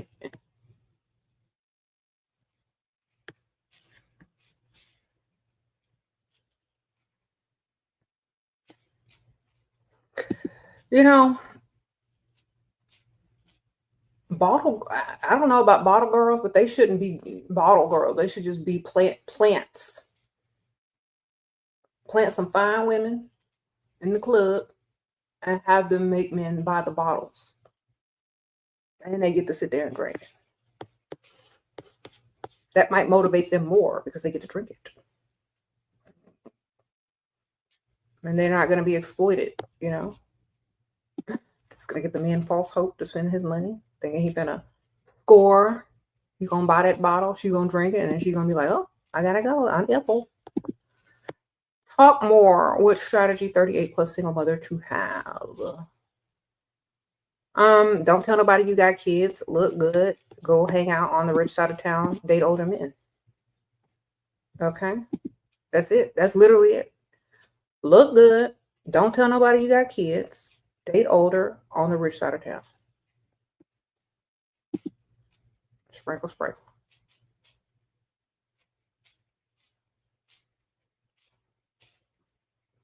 If they're in school, go out during the day. Like I tell you, it's easier. If they're in school, if you have to work, take some days off or have a fake doctor appointment and go dilly-dally on the rich side of town or go on your dates or whatever while they're at school. Sure, I will be starting your channel. Thank you. Okay, you going to start a channel now? How do I leave this marriage? I'm 42. Is men out there for me? Okay, first of all, when you leave a marriage, your next focus is not how to get remarried. Okay, it's how to level up out of that person's league that you just left so that you can get better. You need to take some time to upgrade and level up all the way so that the next time you do date or get married, it's a way better experience. Okay, so you need to focus on getting your money, telling your story. Maybe you can get some money from telling your story, and then you need to leave. Okay. Stop with your paying bills. Stop paying bills. Tell him it's time for him to move back to his mama house. Okay. I don't know how old your kids are. That's going to be a mess. So, I don't know. Can he even afford divorce? You might have to just separate for a while and then see what happens. Thank you, Jasmine. Any advice on how to grow YouTube channel? Is it a time thing or do you have strategies? I know you got to be consistent, baby. Get on there every day. Talk about what people want to hear and get on there every day or every other day. Be very consistent. That's it. Also, don't come over here looking crazy. You know, and when I say crazy, I just mean come over there looking like put together at least, you know. Put some hair and makeup on. Married man says he loves when I use him. Tips. Keep using them. Sprinkle. And get more out of them. So just look well put together. Have good lighting. Daylight, like natural light is good. Ring lights are good. And then I have one of those like Hollywood mirrors with the light bulbs on it. That's what's giving me that like glow. So I have that.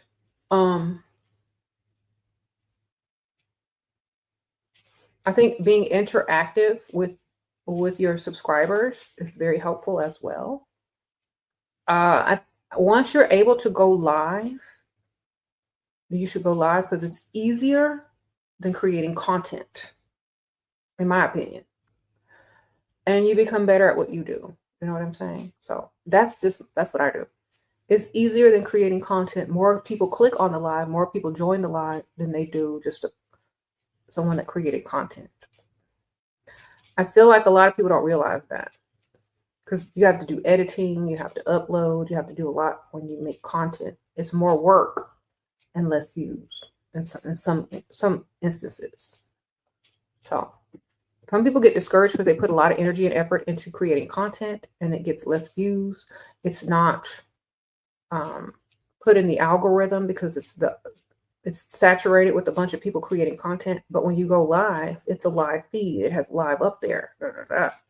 You see, your live is promoted more, especially if you're talking about something for a long period of time. People are more likely to click on it to see what you're talking about, especially if you have a nice profile picture. But make sure your profile picture is nice and go live whenever you get enough subscribers. Listening to this channel inspired me to start a visual podcast called Y'all about your art, where I interview artists at art shows. Thank you for everything you do. Sprinkle, sprinkle. Well, that's nice. Sprinkle, sprinkle. Well, that's good. Congratulations, girl. I know that's right. You said live is more authentic. Yes, it is. Before I went live, I used to make content, and sometimes I do vlog still and upload them, but they don't do as well as live. But sometimes I do enjoy making little vlogs still. I have a fall vlog that I'm going to put out soon as well. Just something I like to do. So, okay.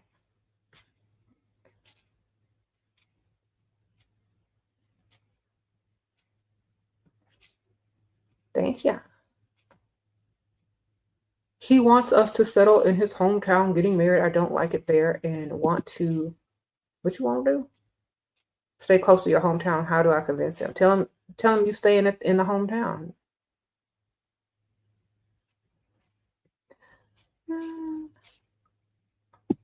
Say we ain't moving. Sprinkle, sprinkle. Do your mentorship for business growth? No, thank you, ma'am. Sprinkle, sprinkle. I don't mentorship. I got too much stuff to do. There's ChatGPT. There's people that actually write books about business. I'm not everything. I'm just, I just know a little bit about this and that, But y'all have the internet. Y'all have other people that are professionals at all that business stuff. Okay. I would just be telling y'all what I researched on Google. So, start asking the right questions to ChatGPT and Google and Gemini and all of them. Start asking the right questions. It's free. Okay.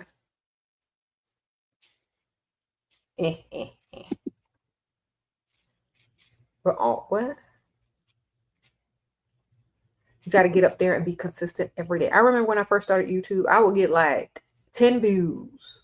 10. It would sit there for 2 weeks and still only have 10 views. 3 weeks, only 10 views. There are probably still some videos out there with like 20 views. But I kept going. Don't stop, baby. Okay.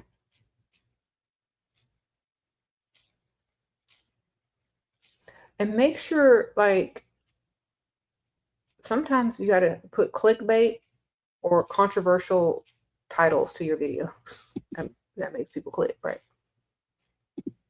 They say to do stuff that's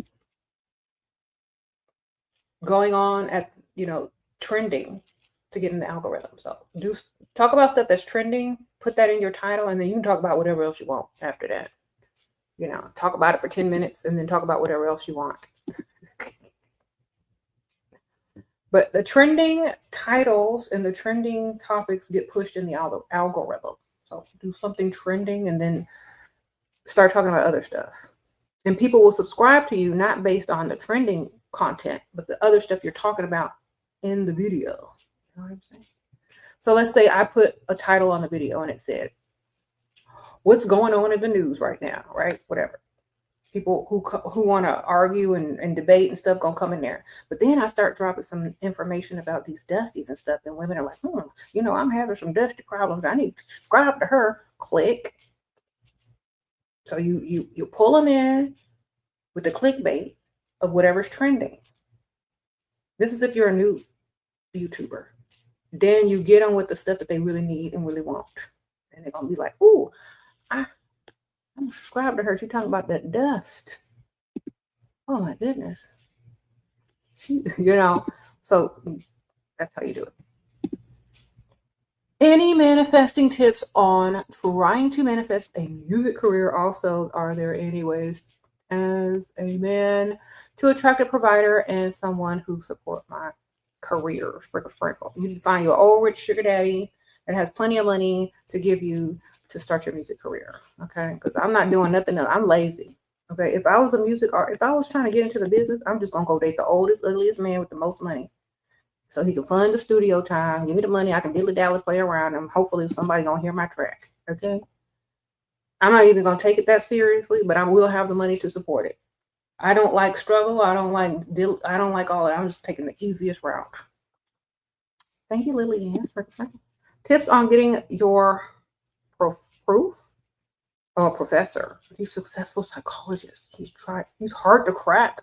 I studied psych in his class and come cute and elegant always. He's 42. I'm 23. You got to come correct with them. It's like, look, let's cut to the chase. I look good. You got money. I want to pass. You want to pass me. I'll let you psychoanalyze me, but you got to pay these bills and some of this tuition.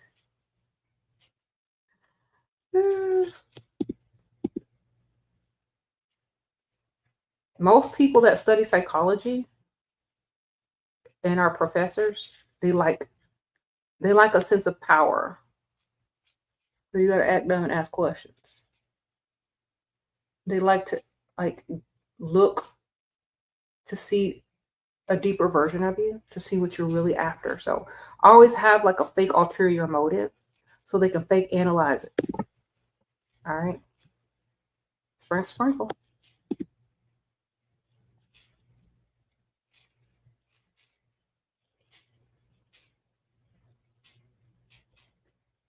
Am I live on my laptop? Yep. Sprinkle. I'm not on YouTube Studios. Y'all want, let me give y'all a little, hold on one second. Let me help y'all out. So if y'all like the streaming that I use, I'm going to link it here. So if you like this streaming app that I'm using, you could do backgrounds and all this kind of stuff on it. You can upload videos. You can upload, I don't know how YouTube Studio works. I haven't used that in so long. I'm going to paste it here. If y'all want to join, it's free. You can get this for free on your laptop and go live from this and connect it to your YouTube channel. This is how I do it. It's Streamyard. So y'all click on it. It's also at the very bottom of my description where I have all my links. Just go scroll all the way down to the bottom. It's the last link, and I also clipped it here. So here you go. Join StreamYard, and it's free. And it records your video so you can keep them too. And you can record on it without going live as well. It's really nice. Okay. You said, what about webcam? I'm just on my MacBook Air webcam. Sprinkle. I'm just on my MacBook Air webcam. It comes with the computer. Sprinkle, sprinkle. That's why I can read. And it has the comments from YouTube, like right on the side of my screen that I'm looking at. You can have other people and you can split the screen. Okay, let me show y'all. You can split the screen with other people, and you can just send them a link to join your live. It's easier this way. You could add like little videos in between, like you want to take a little break. You could do different backgrounds, like this. Me and my black hair. This is my other look. This one with the wing eyeliner. How y'all like that? There's background music you can put on there like this.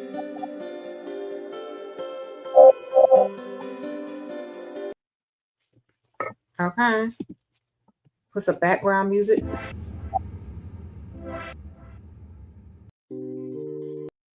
So there's background music. You can put different banners on there, like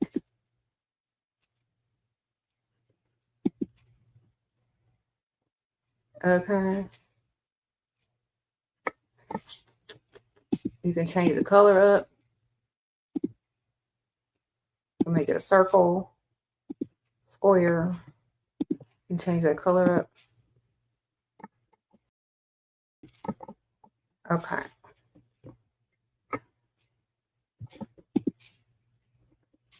Sprinkle, sprinkle. All right, anyway.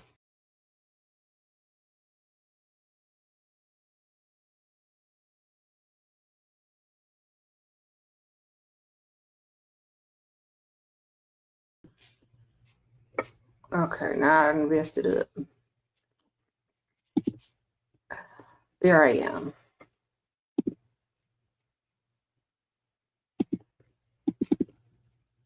Ooh. All right. So y'all get it here. How do you rewire your brain to take the easy route? I have been a barber, the builder. I do a track provider, but always end up with the dust. Okay, you just got to relax and lay down and let somebody else do the work, baby. Okay, let people do the work for you. Act like you're a boss, and just act like they're your employees and let them do the work. Making professional YouTube channel about toxic people, less possibility of provider being controlling. Huh? I think you should make content about what you're passionate about and what you know about. So if that's it, then do it. Sprinkle and get your money. Okay, how to rewire your brain. Act like other people supposed to do the work for you. Act like you're royal. You deserve it, man. You might be Barbara the Builder, but sometimes you need to take a rest and be the goddess and the queen. All right. Put your crown on. Take your hard hat off and put your crown on. That's it, baby. Take the hard hat off and put the crown on.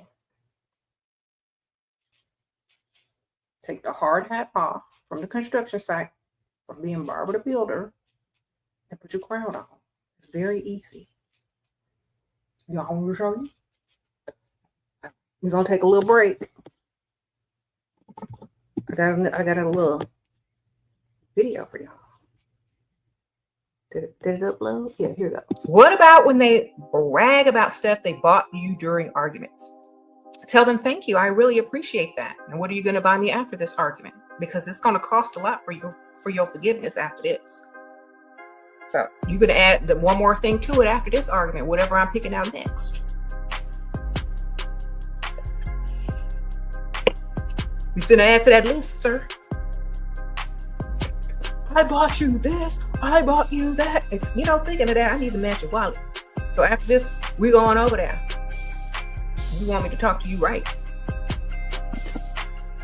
You can add some more to that list on the next argument, and I'm gonna add some more too. Every time you talking about what you bought, I'm gonna talk about what you fit about.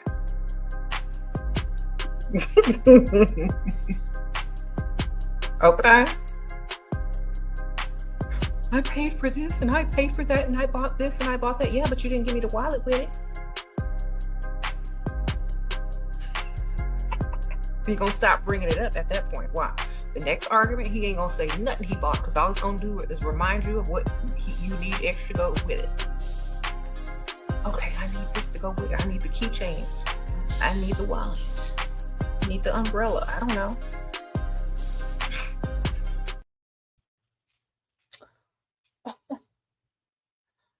I had to go get my crown to remind you, ladies.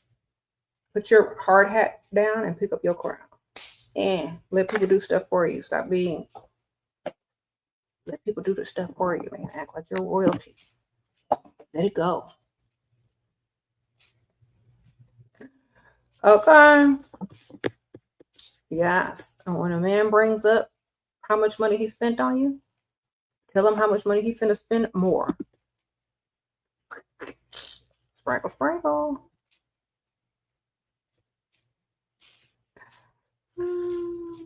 Okay, how you doing? So put down your hard hat on and put your crown on and let people do stuff for you. Okay, it's not being weak. It's not being dependent. It's being royal. It's being a goddess. All right? When you let people do stuff for you, it's because they want to, not because you need them to. Sprinkle, sprinkle. So you got to find somebody that likes you 10 times more. Otherwise, you're going to feel so insecure about letting someone do something for you because you don't really think that they like you and that you have to prove yourself and you got to be a people pleaser and you got to do more in order to receive. That's not how a queen or a goddess thinks. All right? They think like, okay, I accept your gifts. I accept your offerings. All right? That's how you got to think. When people give you stuff, it's to impress you. Act like the queen or the princess or the goddess that you are. Take off the hard hat, ladies.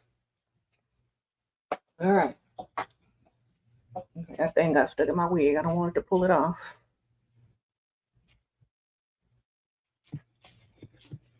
This show is live. We be doing stuff over here. We got props and everything.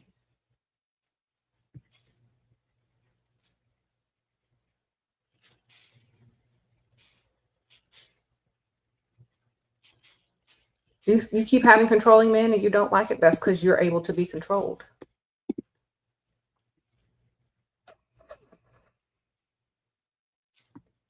Get their money, man. Focus on that, not them. Once you get their money, they can't control you at all because you got their money. Once you learn how to flip that money and triple and double it and keep all the profits, nobody can control you anymore. People control you because you become dependent on it. If you never intend to become dependent on them and you just depend on yourself to get their money and triple and double it, nobody can ever control you. What they gonna do? It's like, I don't want you anymore. I'm not gonna pay your bill. That's all right, because I use your credit card bill to buy a bunch of inventory and I triple and double my business and I'm making a lot of profit right now. So, thank you, goodbye. Think about how refreshing that would be to say then, I need you. How will I live without you? Your provider boyfriend constantly talks about his dead wife and is annoying. Girl, she died a year ago, so he's grieving, but still I'm getting a lot of money because of it. How to make him stop sending me pics. And girl, let that man grieve his late wife. She ain't coming back. Just get his money. He's paying you to listen to his grief. Otherwise, he's going to have to go to grief counseling and pay somebody else. Now, if you don't want to deal with his grief, you know what I mean? If you don't want to deal with it, somebody's going to have to deal with it. Somebody's going to get his money. That's how one of my friends got a man to buy her a bunch of stuff. Like, I know this is not, well, the man approached her, so, it's not anything to it, but a man was grieving his wife. He approached my friend. All the stuff that he wanted to do for his wife that he never did, he's going to do for you. So you better get in where you fit in, man. You need to learn about that wife and see what she wanted, and maybe he can do it for you. Because, I'd be in there. I'd be like, so did your wife ever want to start a business? Or like, what was she into? Oh my God, I'm into that too. I've always wanted to do that too. I've always wanted a sailboat. I always wanted a lake house. Oh my gosh, yes. I've always wanted to start my own such and such business. I should do it. Will you help me? Will you give me the money? Thank you. You need to start listening. The keys lie in the speech and in the pics. See what she got on? Put that on. Okay, y'all ain't doing this right. I'm finna get some money. I'm finna get this money. It might be annoying, but think of it as a challenge and a lesson. Okay, see what she had on. Get something similar. What perfume she wear? Wear something similar. Not the exact same perfume. That's kind of creepy, but something close. All right. What does she want in life? He's gonna give it to you because he regrets not being able to give it to her. Get it. Go get what you need. Okay. Flip it. Make some money. Okay. You said it's sad, but it's the fact of hearing my girl, them the fastest ones to get married, and then the fastest one to give. Believe me, I used to work at the funeral home.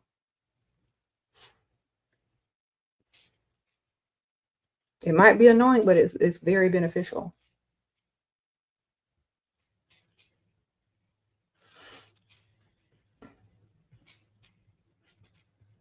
And remember, she ain't coming back, so get your money.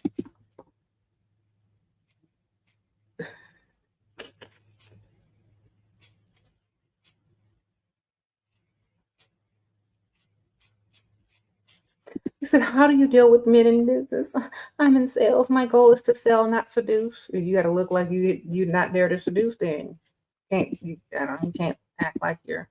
Tell them you got to look like you're not trying to seduce. You got to learn your product. But I don't know. You can use seduction to make sales if you were smart. Learn like double talk. Double talk. Double talk. Y'all know what double talk is? Learn to use keywords that trigger their dirty mind, but still is relevant to what you're doing. So they're not sure if they're being turned on by you or thinking dirty, or if you're doing it on purpose, or if that's just your selection of words. So learn how to put them double words in there.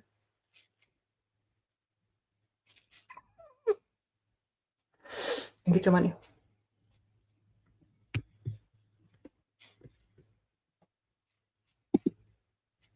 The double entendre, yes.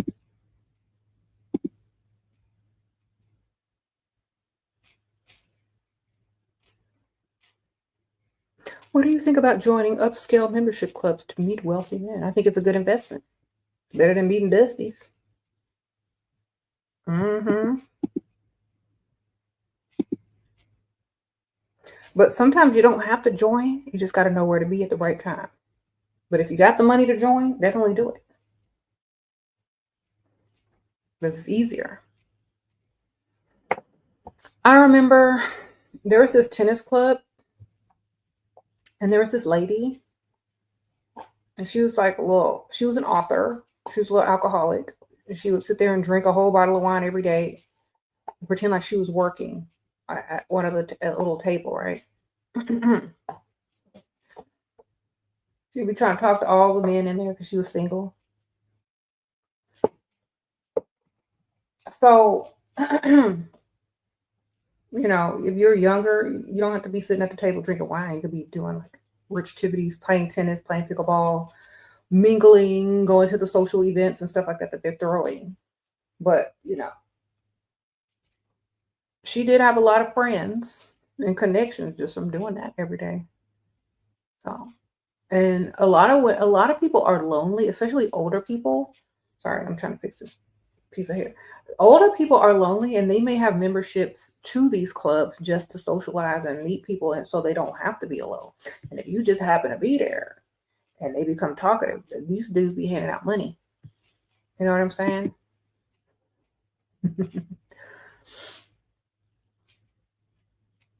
Yep. He told me I can't talk back if he pays the bills. Agree to it and then talk back after the bills is paid. Tell them you forgot. Or, you know, you can play the reverse psychology game. You can find out how to say what you need to say without talking back at all. Women have been oppressed for thousands and millions of, I don't know how many years. So they found a way to do what they need to do in a roundabout, reverse psychological way. So if they say you can't talk back, then talk back in a nice way, in a nice, nasty way. They were like, go in there and cook me something. You know, I really would love to cook you something, but right now my leg hurts really bad. It's throbbing. Oh my gosh, I think I have slipped and my ankle is really swollen. I need to lay down and put it up and elevate it. I guess you're gonna have to order out tonight, darling. Versus, I'm not gonna cook for you just because you're hungry. You know what I mean? Well, why isn't the house clean? And da da da da. Da. Oh, like I said, my ankle. Luckily, instead of, you know, going to the emergency room, I looked up online on how to treat my own, you know, sprained ankle, and I had some ace bandages, and I think it's going to be fine unless you want to take me to the hospital. No, you go ahead and lay down. Thank you. Honey, I'm hungry. I'm starving. Let's order some food. If he comes in late and you wonder where he's been and he pays the bills, like, oh, I see you decided to come in. Oh, you must have had a hard day at work. No worries. I called your mom. We talked a long time. She was asking where you were. I said, he must be at work. And she said, this late? I said, I know, right? She said to call her when you get home. She has something to talk to you about. She might be asleep, though. Sprinkle, sprinkle.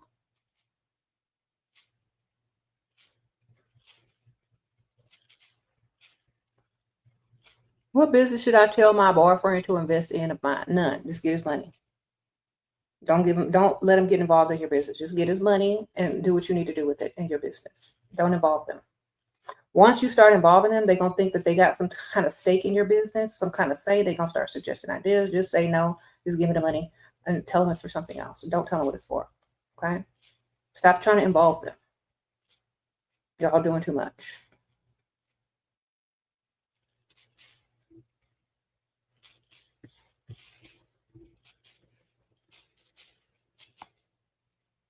Mm-hmm.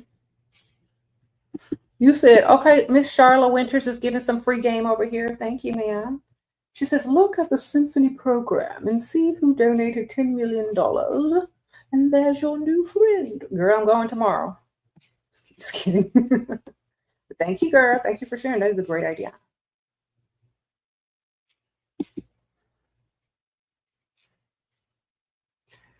Okay.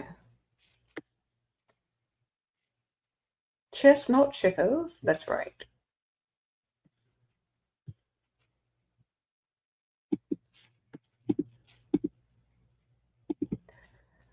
All right. So, dear, I have season tickets. Okay.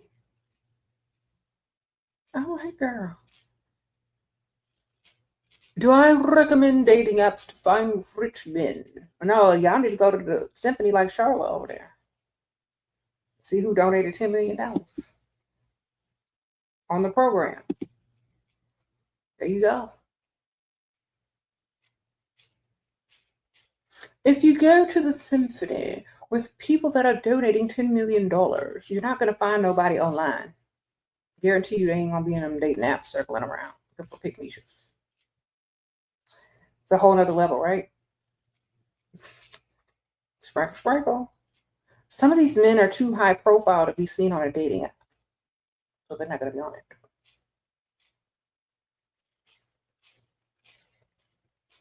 You said you made some 92-year-old new friends on Sunday? All right. Get in the wheel. Sprinkle, sprinkle. He heard you and now he taking you shopping? Okay, grace and softness. Get your money around. Sprinkle, sprinkle. That's hilarious. Lots of widowers. Okay, you know that's a good spot, man. You see how the little picture come up? See how a little picture on there? I figured it out. Thank you.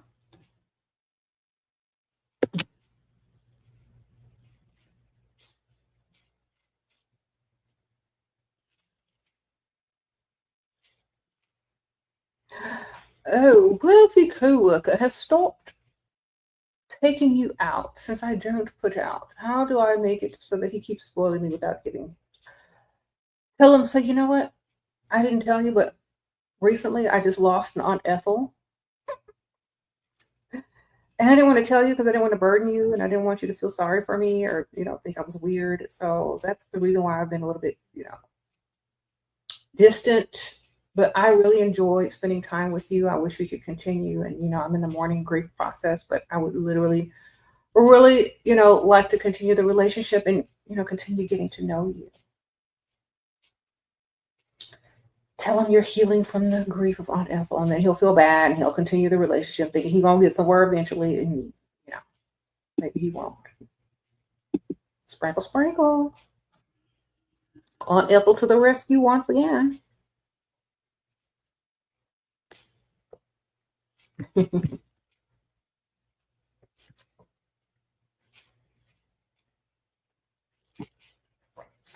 You're both 20. He asked you out on a coffee date, but I like him a lot. Do I reject this offer? You like him a lot, but he don't like you a lot. You know what I'm saying? He offered you coffee and bean juice. He don't like you a lot. You like him more. So here's the deal. He knows you like him. He asked you out to bean juice coffee. That means he don't like you enough to impress you with a real date. So where do you think that relationship is going to end up? If it even gets anywhere, if it gets past date 2, he don't even want to be seen out with you in a nice restaurant. He don't even want you to get up and get dressed. He don't even want to see what you look like cleaned up, girl. He ain't even trying to impress you. So you might like him, but does he like you enough? Okay. You can buy a coworker coffee. Is he trying to impress you? Then he don't like you. It's a waste of your time. Unless you just want to be seen out in public with this man because you're so infatuated with him and you're a big pick-me-sha. I don't know what to tell you, but he don't like you enough to take you on a real date. That's for sure. This is usually what happens when you like them more. They don't like you. But sometimes if they take pick-me-sha out to coffee and pick-me-sha is obsessed, pick-me-sha likes him more, he can get something out of her. He might get a roll around on the mattress without even having to spend money on dinner. You want to be her? Or no? Then you better find somebody that likes you 10 times more and is trying to impress you. Okay. It's better to say no and relish the fact that he asked you out on a date than to lower your standards and go on the bean juice date. Okay. Because now you can say you rejected him and it's going to make him want you more. So let me help you out, man. Reject the coffee date. It's like, oh no, thank you. I don't really do coffee. But thank you for asking. Now he feels like he's not good enough for you. Okay. Now he's like, dang. And if he really wants to go further, if he really likes you, he's going to invite you to lunch or dinner. If he didn't like you at all, he was planning on using you in the first place, he's going to get mad that you rejected his cheap coffee date. And he's going to say something mean. That's how you know he never liked you in the first place. So you're just going to reject the date in a nice way. And if he doesn't offer you something better, then now you can say you rejected him and he's not good enough for you. And it's gonna mess with him in his mind, and then he's gonna come back later. He's gonna offer you something better. Never take the cheap date, baby, because that means you're cheap. Okay, I don't care how much you like him, like yourself more, because a man is always obsessed with a woman who's obsessed with herself, not him. So if you love yourself way more and you're obsessed with yourself way more enough to pass up a cheap coffee date, that's going to intrigue him. Especially if he thinks he's the prize. Be like, nah, I ain't going to go on a coffee date with you, sir. And I'll say, oh, thank you for the invite, but I really don't do coffee. You know, I prefer lunch or dinner, but you know. Pause. If he doesn't create another date with lunch or dinner, it's like, oh, well, I get it. Times are hard. It's okay. We'll try again another time. Bye.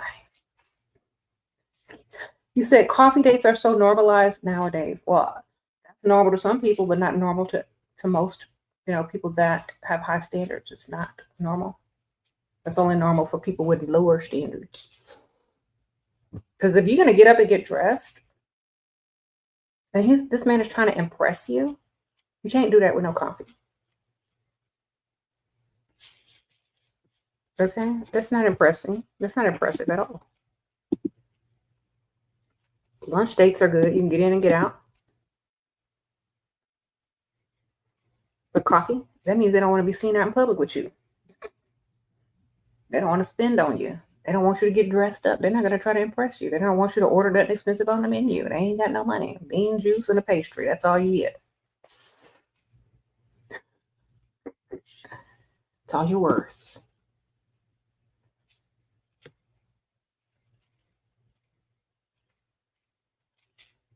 Okay.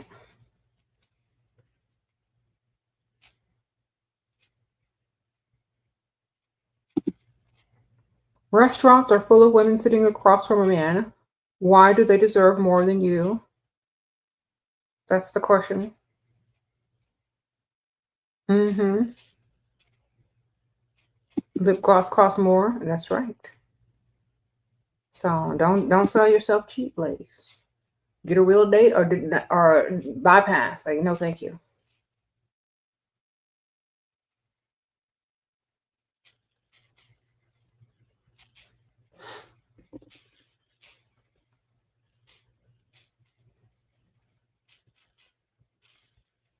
Some men will complain that they paid for an expensive salad because you gave them no bid. What? It's like, oh, I'm sorry, you're having financial problems. You shouldn't be out here dating. You need to start. You need to get your finances together. What are you doing? Be concerned about their finances, and they shouldn't be dating. They should be focused on the money. Act dumb. Oh my gosh, I didn't know you were going through financial problems. Oh, I feel so bad. You know, we could have done this a whole nother day or another time when you had some more, when got your stuff together.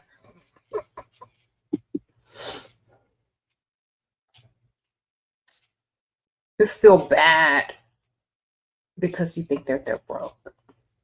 You can do it in a nice, nasty way. Oh my gosh, I feel so bad. I didn't mean to take. I didn't know this was expensive to you.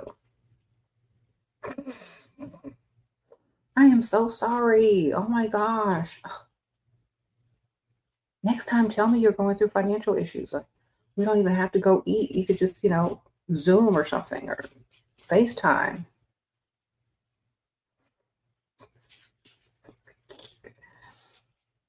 Then he's gonna be like, oh no, I can afford it. I can afford it.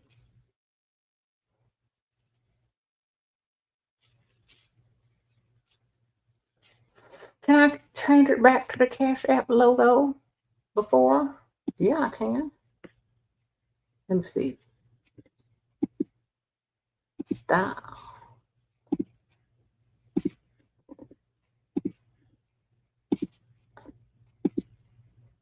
There we go. Sprinkle, sprinkle. What to tell him if he asks about my job? I have my own business and trade on the stock market, but I don't want him. Don't tell him nothing. Tell him you are a part-time receptionist. Okay.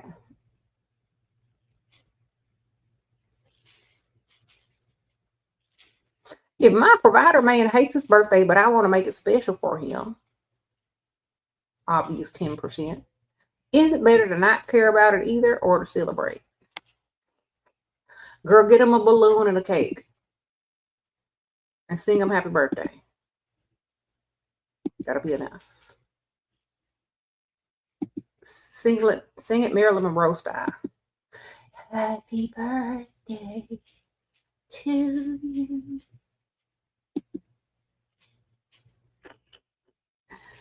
Get dressed up. Put a wig on. There you go. Sprinkle, sprinkle. That'll be quite enough, and he'll remember it forever.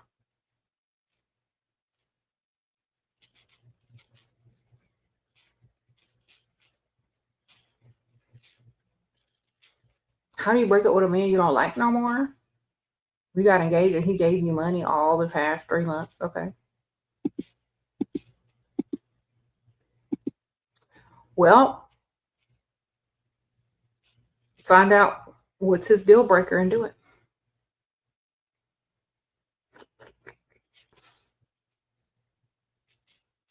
What's his deal breaker? What will he break off the engagement for? That's what you need to do.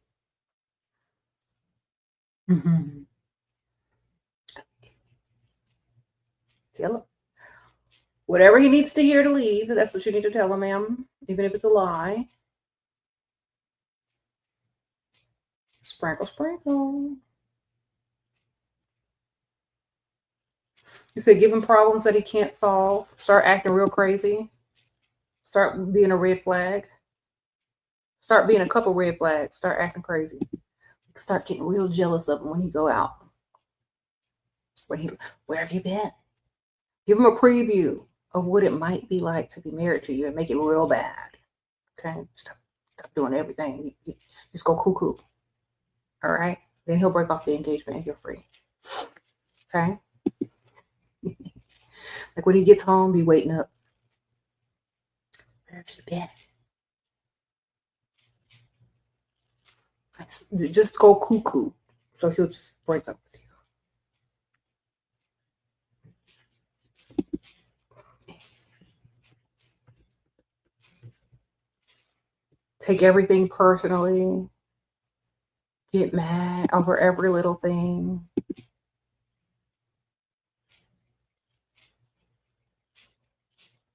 You said, why are you leaving him if he gives you money? She says you don't like him. You don't want to marry him. She ain't gonna get some money from somewhere else, obviously.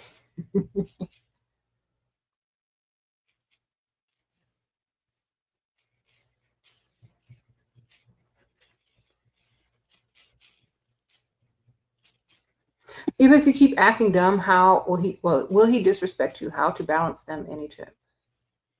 Only act dumb about certain things, not everything. And make him also think that he's still smarter than you. You don't have to play dumb, but just let him think he's way smarter than you. And once you get sick and tired of it, after it's too late and you got everything, then you can let your real intelligence come out when it's too late. Okay. You said, do you think hair length matters? Should you get a bust down? Do I need to look like I've already? I think you need to have options in hairstyles, of course, because like, just like you got options in shoes, clothes, makeup, you should have options in hair, baby. We got wigs these days. You can wear wigs. You can get sew-ins. You can change your hairstyle. You can do whatever. I think hair is like having options. Switch it up when you need to. You know, and this also helps with guys not getting bored. You know, if you see the same person every single day, they look the same way, it gets boring, you know. But when you switch that wig up, it's a little different. It's like, ooh, you look like a whole nother person. How you doing? I use it like outfits. Sprinkle, sprinkle. Switch your wig. Have both. Wear it one day this way and wear it one day the other way. Then wear your own hair. Like I do. Okay.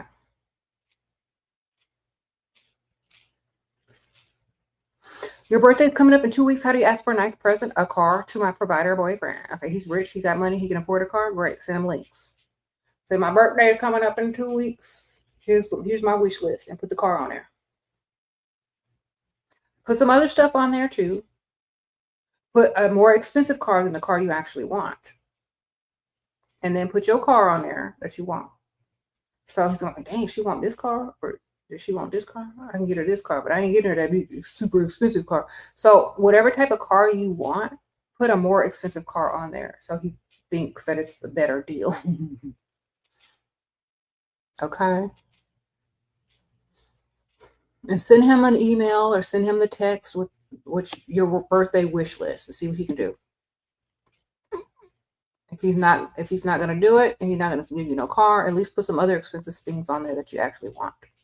He'll probably opt for those. Okay. Thank you, Marsh. You're welcome. Okay.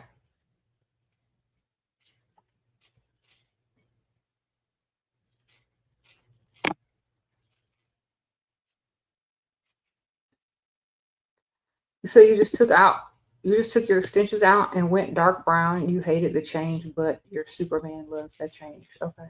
As long as you're getting your money, man.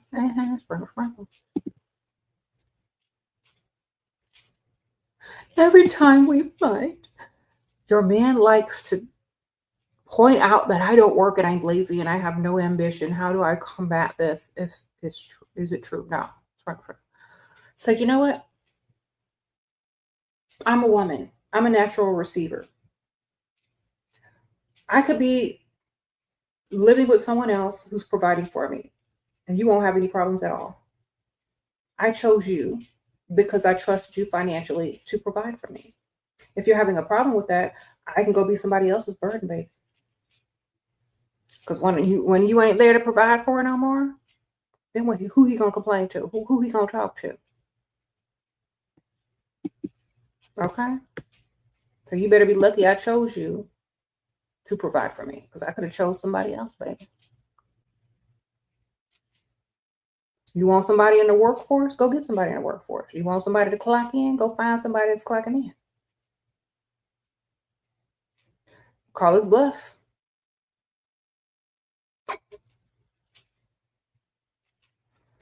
Mm-hmm. Or you could say, you know what, you're right.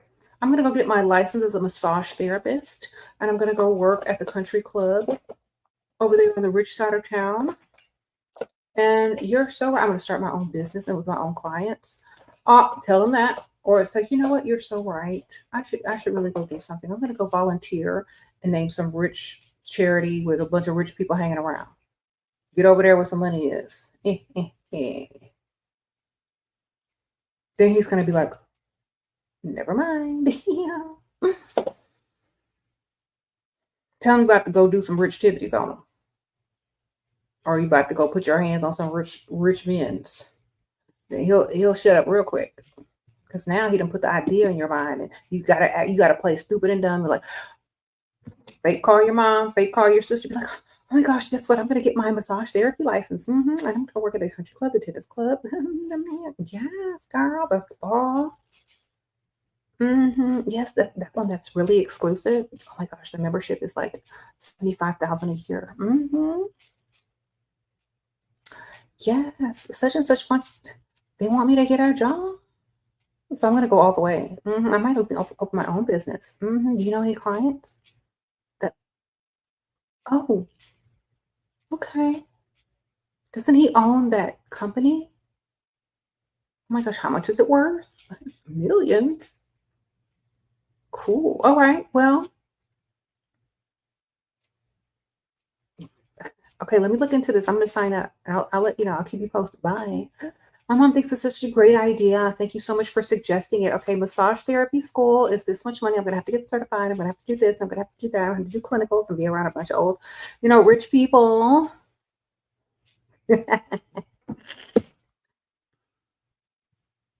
I can even do sports massage. I can work for the NFL or the NBA. I don't know. I'll figure that out. Well, there you go. He'll be like, never mind. Shoot, let me shut up. I'll take it back. Lay down.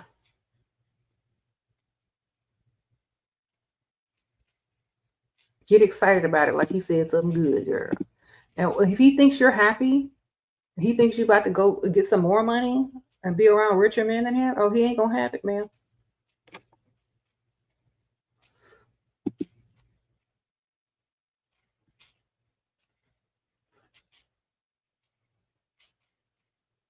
You said he refuses to give you money for upsetting me. Now I'm just boycotting. Good.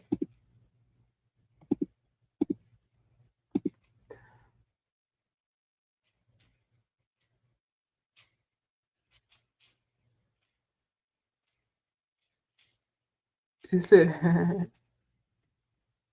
the last time man tried to call you a bum for not working, I started my grad program. Sprinkle. All right, hopefully he paid for it.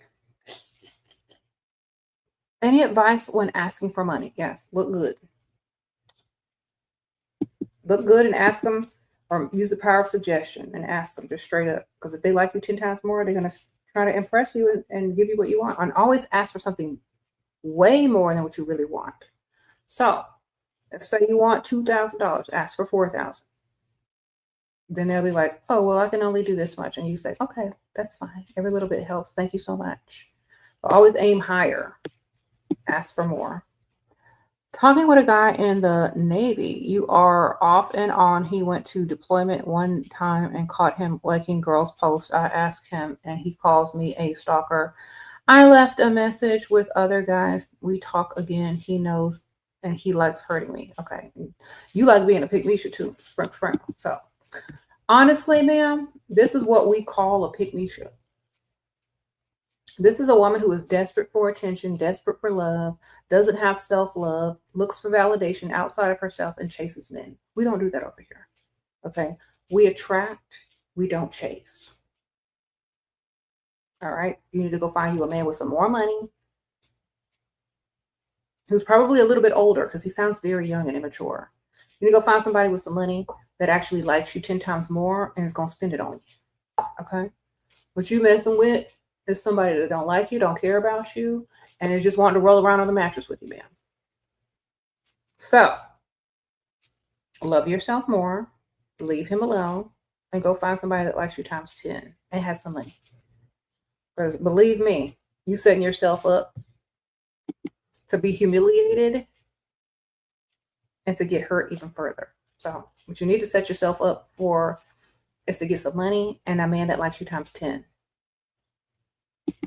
Sprinkle. What? You said, do you feel being a smaller size woman? Do I feel what? I don't think I'm a smaller size woman. What do you mean a smaller size woman? Compared to what? I don't think I'm a smaller size woman. Okay. Do you find a rich man in a small town? Okay, go find the business owners. Okay, the funeral home owner, the car dealership owner. Okay, go where they make the most money and go look for the owner.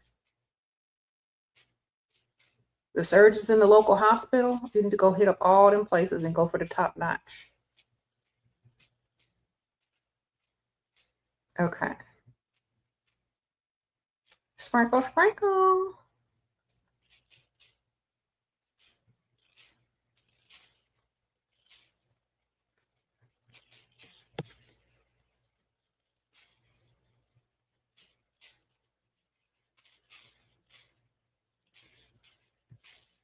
How you tolerate to kiss and touch, like, ill? And do you think about money whenever you get with him?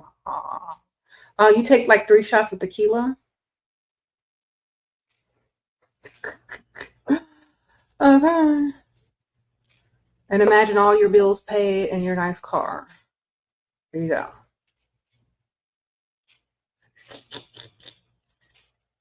Okay, do I feel like being a smaller woman gets you more money? It depends on who you're dealing with. It depends on who you're dealing with, ma'am. Like, what size is small to you? When I was getting money, when I was younger, and the guy that I married to, when we were dating, I got all my bills paid. I got my credit card bills paid off. I got car note paid off. I got all that. And I was like a size 8 or 9. 8, 9, or 10. I don't know. In between them sides, I was fluctuating.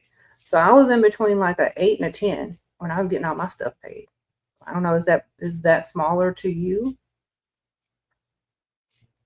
I was bigger than I am now. My waist was bigger than it is now. So I was getting stuff paid back then too. Like I don't know, like what's bigger and smaller to you? It depends on the man and what they like and the age too. Sprinkle.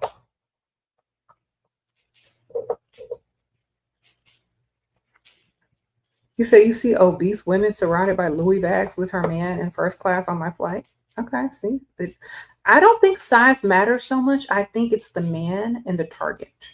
Okay, now if you're going to like a rich area of town and you're trying to attract the typical, wealthy old money or just wealthy aesthetic type guy, you might need to be a little bit thinner. But if you get in where you fit in, you can get money. It just depends on your target. She might have collected them back from several men. Sprinkle. Okay.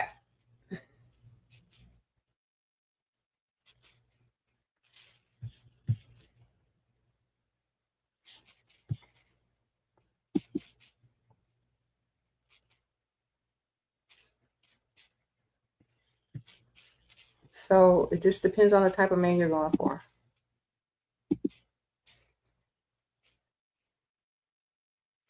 You said you meant old guy. Don't you feel any disgust towards older men? How do you manipulate the mind? Well, it depends on what type of old man you're dealing with. You dealing with an old man, a handsome old man, a crypt keeper? Which one you dealing with, man? Because old don't mean ugly or crypt keeper. Sometimes it just mean old. How do you feel about dating apps? Don't like them for desperate people. He refused my re-entry request for ghosting me and wanting me to chase for a week, but wants to still support how he was before. He is mad. Okay, get his money. Okay. Sprinkle. Pretend like you finna chase him and then ghost him. But get his money. If you don't want to pay the re-entry fee, it's over. He's playing games and he wants you to chase him. Get his money, pretend like you finna chase him, then ghost him, and then blame it on Aunt Ethel later. All right. But like, I don't know how old you are, and you're asking about kissing an old man. I don't know how old you are. Like, what's old to you? Is he 40, 60, 70? Like, how old is the man you're referring to? And most of the time, these old men ain't trying to kiss you all up in the mouth. Okay. You want to keep an old man from kissing on you? Get you some red lipstick, some juicy red lips, okay? And put that stuff on thick. My makeup.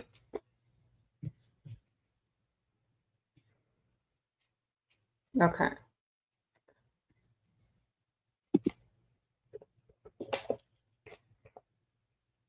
And keep reapplying that stuff all the time. Just don't keep it on you. Keep it on you. My gosh, my lips are so dry. Let me put on my lipstick. Keep lining them lips. Keep putting that lipstick on. My lips. Yes. I'm gonna mess up my lipstick. That's what you do, man. You're gonna mess it up.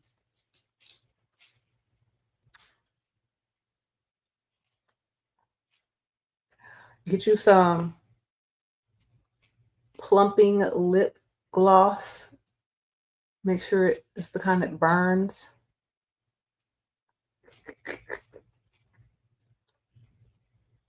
Put that on thick.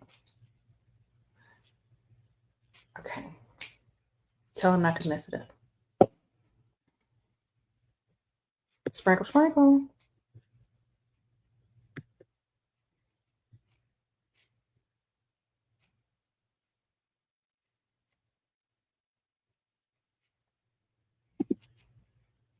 Sure, how much does your man know about this channel? How much do you share? Girl, I've been married to him since 2006. He don't care. He's been on the channel. Sprinkle, sprinkle. All right. I think most of my family members almost been on this channel. I'll go back into the archives. They don't care. They know what I do. Been doing it for 13, 14 years. Okay.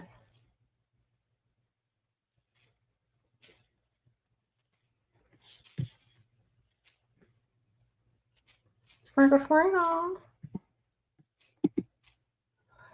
You're 21 and you're talking about 40 and 60-year-old men in your country. The old men don't take care of them. Okay, don't take care of themselves. And they don't look young. Okay. Sprinkle, sprinkle. Okay, well then you need to just find an ugly guy that's younger that needs to also give you some money. If you don't like older, just go uglier. Okay, go find the ones that look like who did it and why. They may not be old, but they ugly. What's worse? Sprinkle, sprinkle.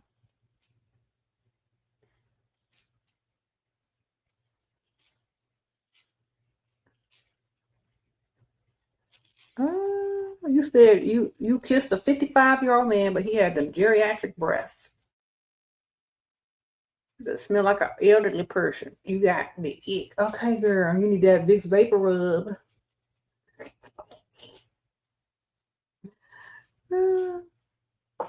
Y'all are hilarious. Sprinkle, sprinkle. You got to find someone that's in good health and has a youthful old appearance. Okay.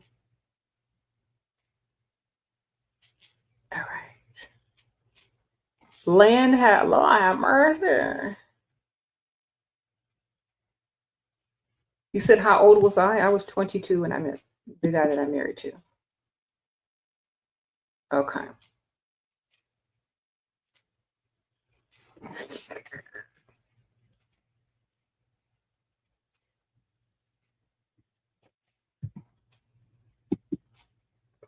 My purse.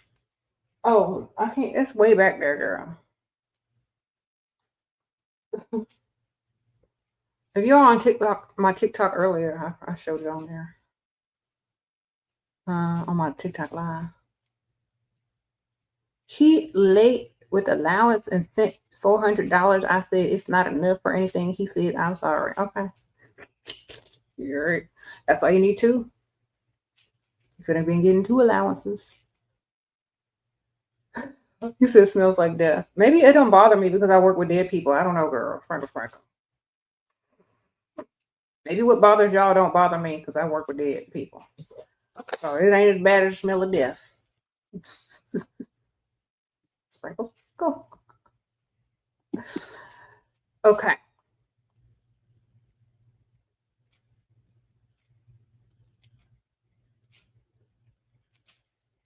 Go hang out in the funeral home for a little while. That geriatric breath gonna start smelling like life. Like, oh, they're still alive.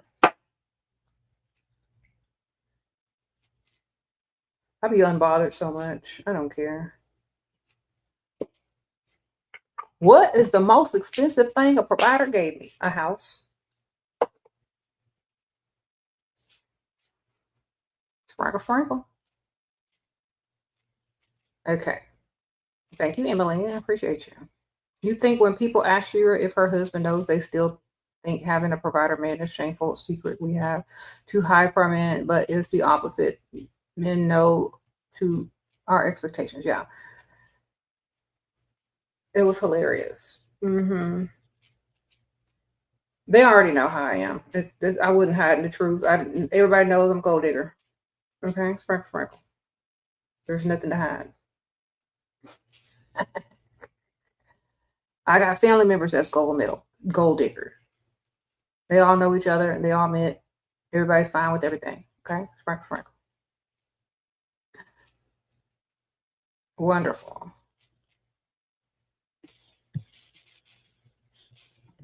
Thank you. Appreciate you, girl. Safila? Thank you, girl. Okay.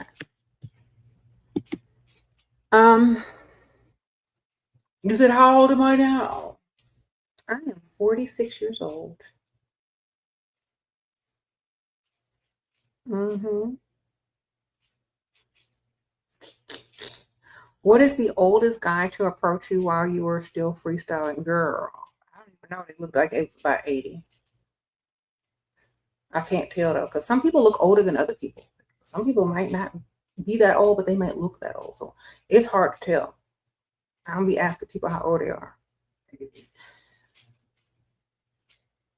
As long as they're in good health, you know. That's kind of a rude question to ask old people because you might think they're 80, they could be 60, or you don't want to be like, you look old for your age. So I don't even ask. I wouldn't ask.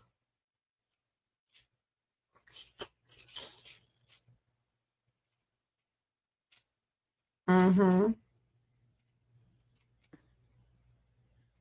You said, but in Seattle, you can't be like that. It's more psychological here. Then I would be gone. I wouldn't live there, baby. Or I'd find somebody that wasn't from there, that wasn't used to it. Or I'd just be the different one and say what I say unapologetically. You know, it's important to be yourself. And that way, you don't have to pretend not to be a gold digger. You just get it straight out there. If they like you and they want you, they're going to make it work, right? No matter what. At least you were honest. Okay. If you don't like gold diggers, bypass. You ain't got no gold to dig, leave. Don't want you anyway. And it's not even gold digging. Most people think a woman who wants a full provider is a gold digger. That's the bare minimum. That's the sad part. People think gold diggers are people that just want a provider. That's not what a gold digger is. A gold digger wants to get all your money and then leave you. A woman who wants a provider is a woman who wants a man who's going to secure his family and his woman financially. There's a difference. Okay. So if you're about, you can say things in a different way. You can say, you know what? I only date providers. I only date men who are concerned about, financially securing their wife, their family members, their future generations. Okay. I don't like poverty mind. I can't do it. Like solution-oriented men who are strong in every way and intellectually and financially intelligent. That means I can't deal with you if you broke. Okay. And if you broke, bypass. That's what it means. So it's the same thing with using different vocabulary. Provider, husband, boyfriend. What? Provider's husband, best friend, girl. Threw him a birthday party, girl. I thought you said boyfriend. Today, during work hours, only invited his friends and not me. Should I show up? Girl, let that man have his birthday party. If you aren't invited, don't go. Believe me, that's very pygmalion. And here's my thing. How'd you find out about it if you weren't invited?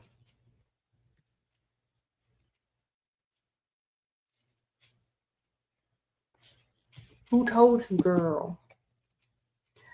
Well, when he gets home, ask him how the party was.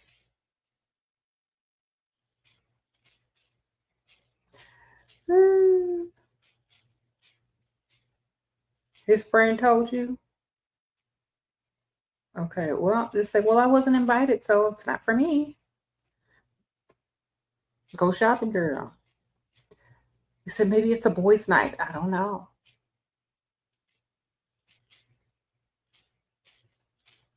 It's at work anyway. Maybe it's just a work party. I don't know. I wouldn't really take it personally. I don't care enough. Sprinkle, sprinkle. All right. I wouldn't take it personally. So just go out with your friends. Yeah.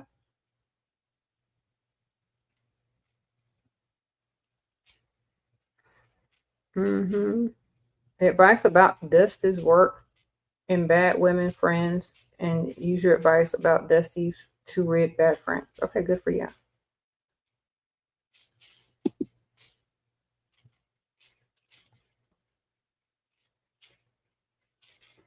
Honestly, listen to me. If you ain't invited, don't go, and don't be upset about it. So who cares? Okay, you got better stuff to do anyway. You're self-obsessed, remember? Stay self-obsessed. You don't care enough, okay? When in doubt, remember you're self-obsessed. You're not obsessed over him. He is not the main focus. He is not the main character of your life. You are. It's just another thing you don't have to do. And more time for you. Yay, go do something fun. Go to the spa. Go shopping. Get online and put some stuff in your cart.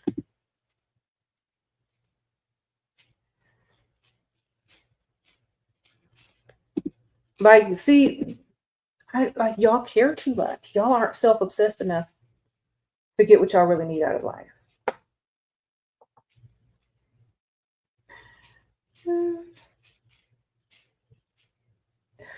If I were you, I'd totally pretend like I forgot his birthday. I'd be so wrapped up in myself. I'd be, oh my gosh, have him a little cheap gift, 10% gift. Have him a little cheap gift. And like, oh my gosh, I totally forgot today was your birthday. Or if you already told him happy birthday, say, oh my gosh, here's your gift. I hope you had a good time.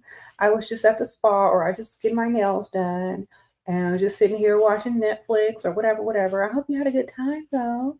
Oh my gosh, I can't wait for tomorrow. I have to do this, and that. Like totally become like obsessed with yourself. Like, I hope you had a good time at the party. Here's your gift. Bye. Be that girl to yourself. Don't be upset that you didn't get invited to somebody's birthday party. Who cares, girl? Okay. She probably already got him a gift. I don't know. If you didn't get him a gift, don't get him one. Because he should have called and invited you if he wanted you to be there. Okay. Shira, I can't date an old man. I just can't. Well, then date an ugly one, ma'am. BB, go get you an ugly one. He could be young and ugly. Go find you one that's round. Go find you a one with a couple of extra pounds, okay? They don't matter. They don't have to be old. You just need to look 10 times better than them. Okay? Sprinkle, sprinkle. All right. They'll just be happy to be with you, girl. If they're looking like that, go find you somebody that's happy to be with you. Go find you somebody that likes you 10 times more. They don't have to be old. Just make sure you look 10 times better than them. That's it.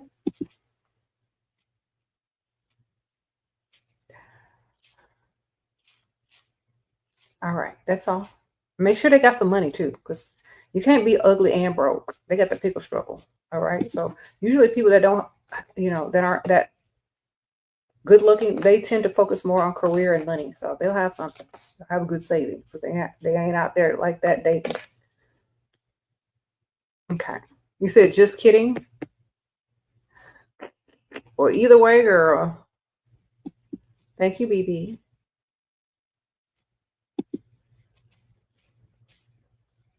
You what?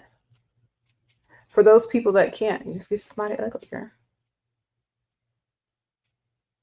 Let me think about it. Would you rather I don't know, let's take a vote.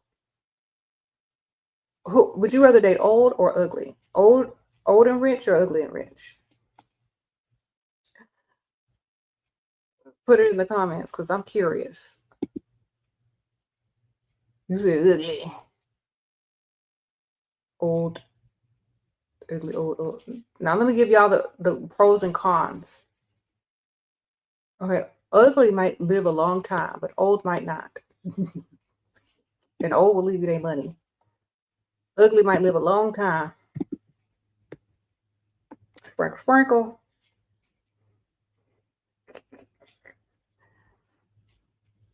There you go. And as he gets older, he gonna get uglier. So think about it like that. Sprinkle, sprinkle.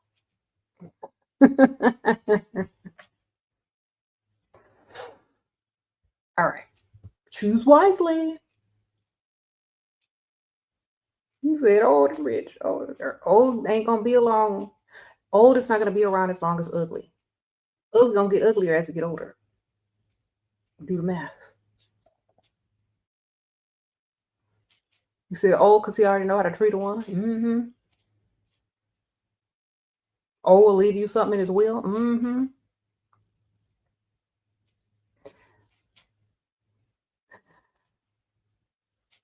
Old is simpler, less clingy, and they want companion. Okay. See, y'all better do the math. I gotta go in a few minutes. Old is easier. Okay. Black older man. Old means more time to do what I want. That's right. Maybe sleep by 8 o'clock.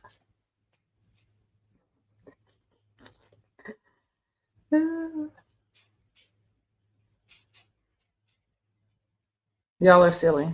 But thank you for sharing. That's hilarious. He's sending breadcrumbs, 400, 500, how to treat them.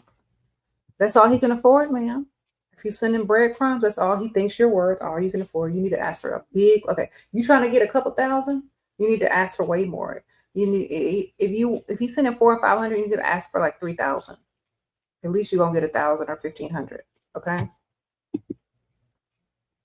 If he's only gonna send you that over and over, he doesn't have it like that, or he doesn't think you're worth it. So you need to find another one and get his money and get somebody else's money too. Right. Just like, thank you so much. Every little bit helps, but I really need, and then name a big amount of money. If you can't send it, just keep taking his breadcrumbs and get it from somebody else. Just put him on the roster and put him on the breadcrumbs. Okay? His name and your contact is breadcrumbs. Wonderful. Low carb, something. Breadcrumbs, last name low carb.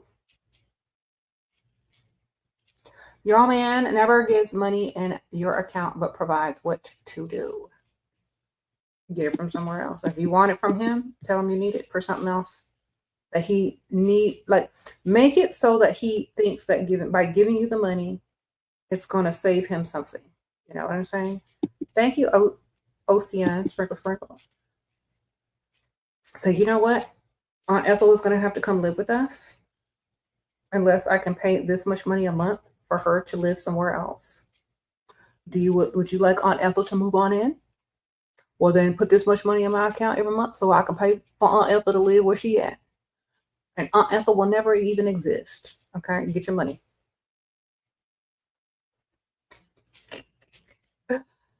So how can you bounce back from losing your job? Getting a sugar daddy? Or getting another job with men that have money around you so you get a sugar daddy while you at work? Does physically walking away from a conversation make you seem unbothered, or does it give the men power? It depends on what they're talking about. Like, if they're insulting you and and you just walk away. I would literally pretend I got a phone call. I would be like, act like I'm, oh my gosh. I clicked on something in the app. Oh my gosh.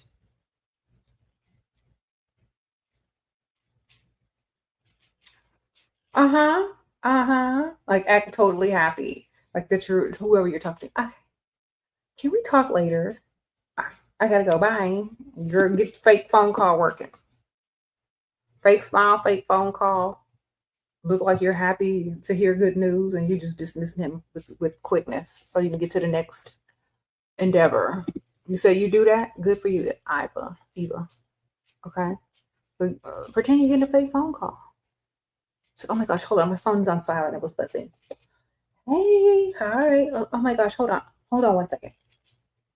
Yes. Okay. What time? I can't wait. All right. Can we talk about this later? I got to stick out. That's how you take your power back. Fake phone call, act like you got some better options, better news, and he's just wasting your time. What? That's what you got to do. Fold the hand in the air. That's the best part. Okay.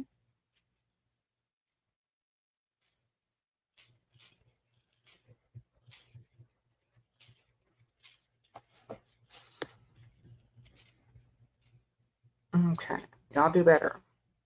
I mean, always ask for more. And always act like people are doing more for you when they start to tell you no. So like, but don't act like it's a man though. You know? Act like it. Okay, so here's one of the things that I used to tell people to do if they want their man to do more for them. Or if you ask a man to do something for you and he says no, it's like, oh no, don't worry about it. I'll ask my best friend's dad. Because he always trying to give me, he's always trying to help me out. And I always have to tell him no. I'll just ask my best friend's dad. He's always like trying to help out. So your best friend is probably close to your age, right? Her dad is probably sugar daddy age.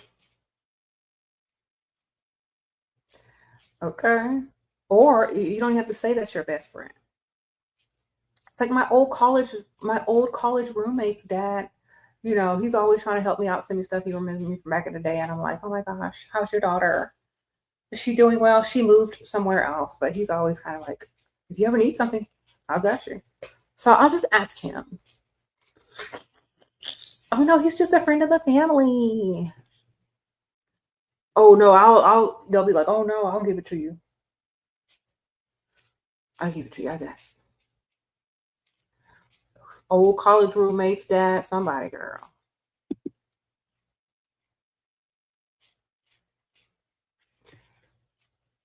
He said if I ever needed anything, just to let him know.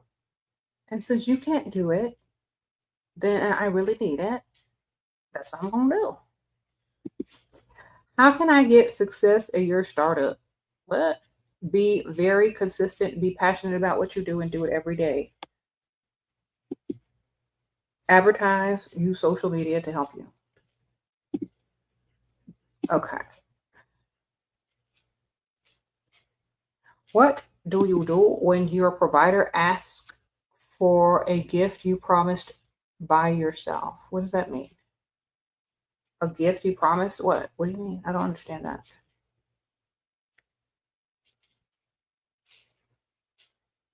One day, Shira, I will make you proud. Okay, ma'am.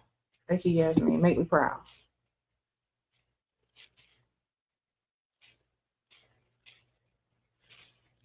You said, how should one navigate dating 19 and 21? Girl, I was dating grown men then with money. Business owners and stuff. I bypassed the college students, baby. But you know what I'm saying? Like, what's the college student gonna do for me? Ask to borrow my homework? I went straight for the grown able-bodied men, baby. Sorry, because I like money. Actually, they came after me because I looked good.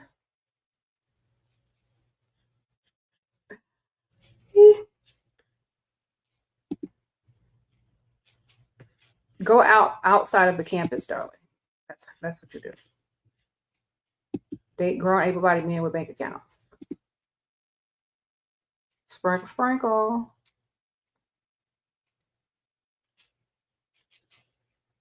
Uh,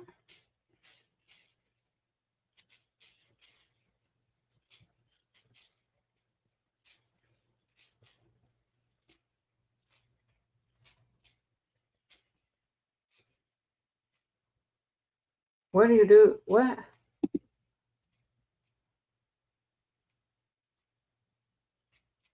Can I ask question to store owner about the products, or is it pick me? No, because it's a business question. You're asking about products. If he likes you, he'll make the first move. If you're in the store, it's business. But you don't come on to him. You let him come on to you. Mm-hmm. Sprinkle, sprinkle.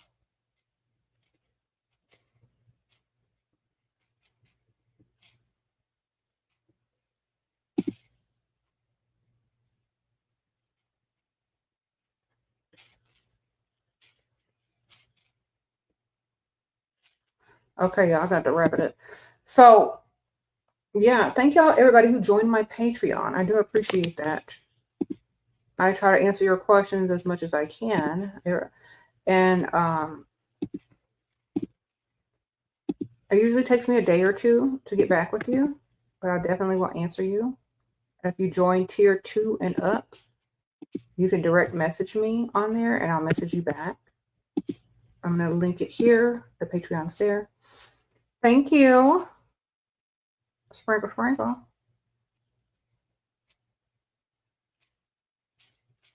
Oh, you said that you was going to gift him a wallet and perfume, and he's asking that after his birthday. Oh, well, tell him Aunt Ethel needed your help and you had to use that money to buy her medication. Sprinkle, sprinkle. But tell him happy birthday and give him a card from the Dollar Tree. Give him a card instead. It's like, you know what? I am so sorry. My Aunt Ethel needed some medication. And I couldn't buy you the gift. I had to choose her life or your gift. And I thought her life was more valuable. I'm so sorry. Here's a card. Hi, Shira. Why do very rich men go for more basic looking women? I'm well educated and dressed modest. They don't prolong nor take me seriously. I'm 21. You're too young. You're too young. They don't want to be the laughing stock or the joke. So maybe they'll probably find somebody slightly older, more reserved. You know, their mistresses might look different than their wives. So you got to understand. Sprinkle, sprinkle. I don't know what you look like. Let me see what you're looking like. I can't see that. It just depends on their circle. Like, are the people in their circle basic looking? Would you stick out like a sore thumb? Would it look strange if you were together? Sometimes you got to think about that. If you look the part, then just become a regular on the rich side of town. Once they get to know you, once they get to see you, once they get used to you, they might approach. They might date. They might find you more interesting.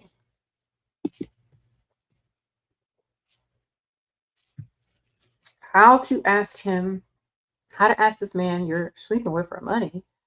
He pays for everything when we meet. He spent on me $2K on my birthday, but never gives me money to hand.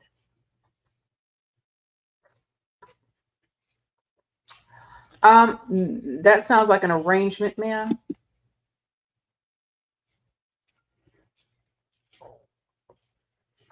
That's not a sugar daddy. That's not your boyfriend. That's an arrangement.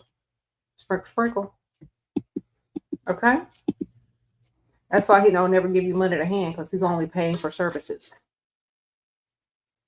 If you weren't giving out services, he would have to give you money to hand and invest in you, baby. He would have to invest in you. He would have to pay your bills. He would have to give you money in order to earn you and your affections and your trust and your relationship. That is an arrangement. Why do you think men always come back and realize too late? Because they're dumb and you need to charge them a re-entry fee to come back and get your money because you're smart. Okay? They always learn too late. So just collect on their money.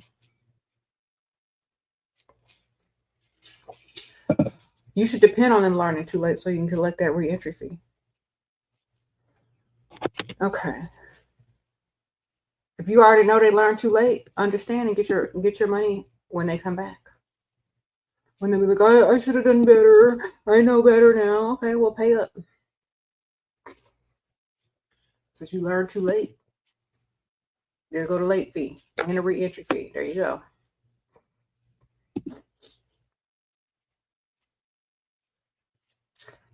Okay.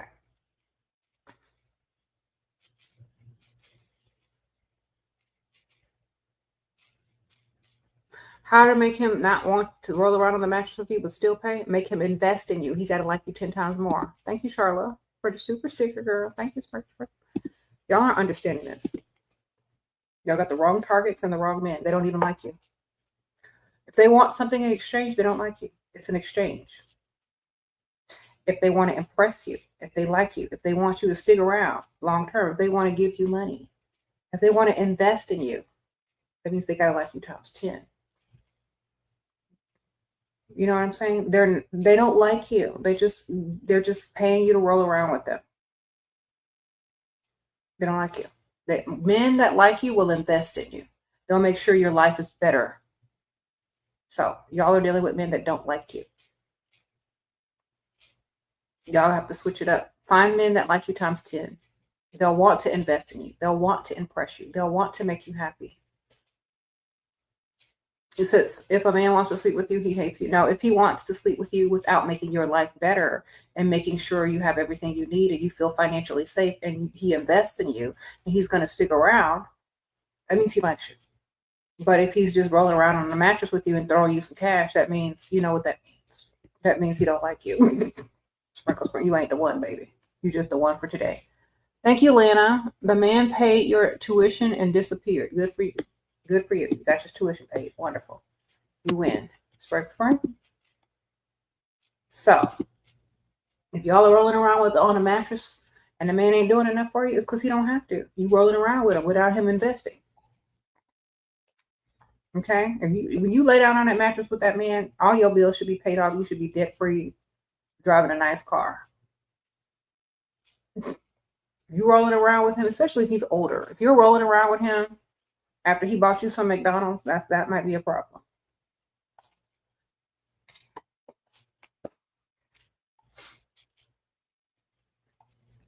If all it takes for you to roll around with a man on a mattress is a few $100s and a meal, I mean, that's what he thinks it takes every time you go out with a man. This is why these guys think that when y'all are dating men and they're taking y'all out to eat, that you're going back to roll around on a mattress with other guys.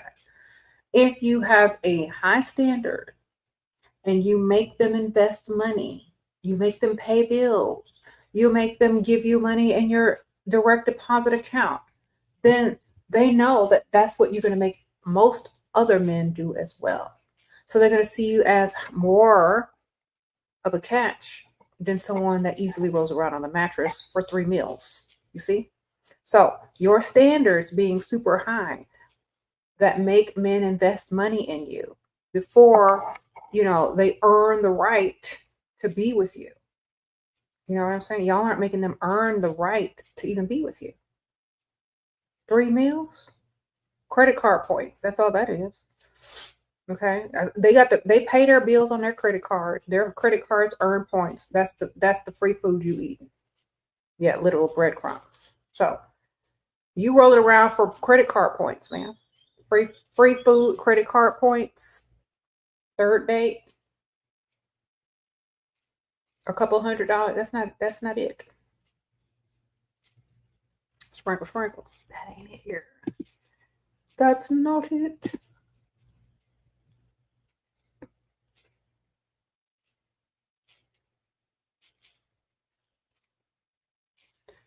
Okay.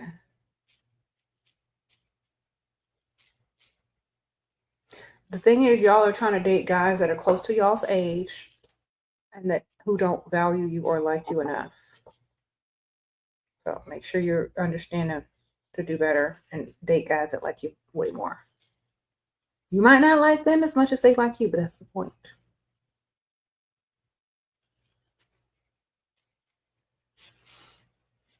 If y'all just want to date for fun, then go date for fun and come back when you're ready to date for lifestyle. And for serious men who want to invest in you and not just want to roll around on a mattress with you.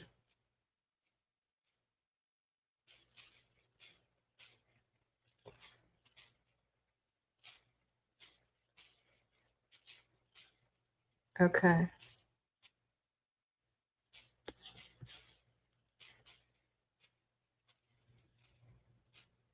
Uh-huh. Thank y'all. Sprinkle.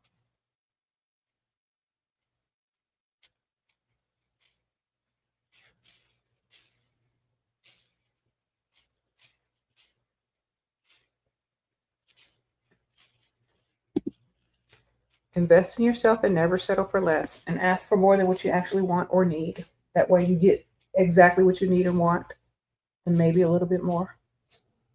Okay.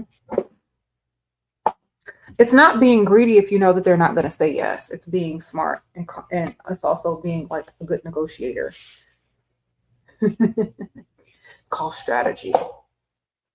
All right. It's called strategy. If you don't know how to strategize, I don't know. Sprinkle, sprinkle. A woman raised in middle to upper class will never roll around with a hood. Sprinkle, sprinkle. I appreciate that. Play dumb but be smart. That's right. Play dumb, be smart. Dating for fun ain't no fun. It sure is not. If you're dating for fun, have fun. And when you're ready to date for lifestyle, y'all know where to find me. Sprinkle, sprinkle. Shira. Yes. You like the wig? Thank you, girl. Appreciate it.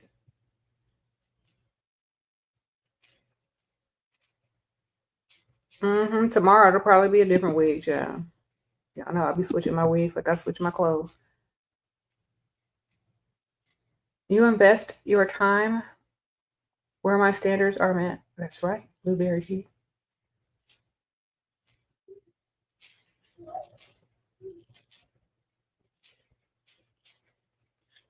Thank you. If a man says he's rebuking my allowance to be able to buy me a car, what do I do? You have two. You need a backup. He can't afford both. If he could, he would. It's like, oh, well, that's terrible. Then I'm going to have to go find another way to get that money.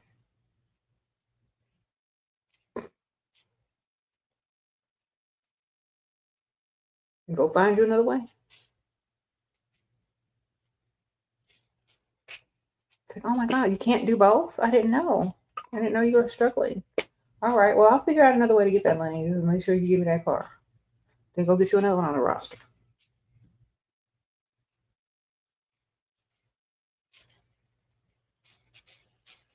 Mm-hmm.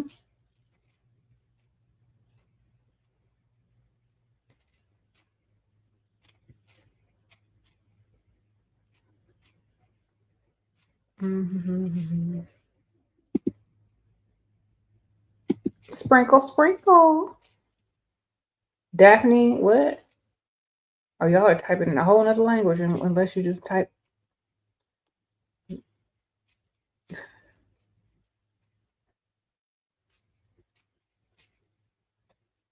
You said what? The trolls want a provider too? Everybody want a provider. Shoot. Welcome to the club.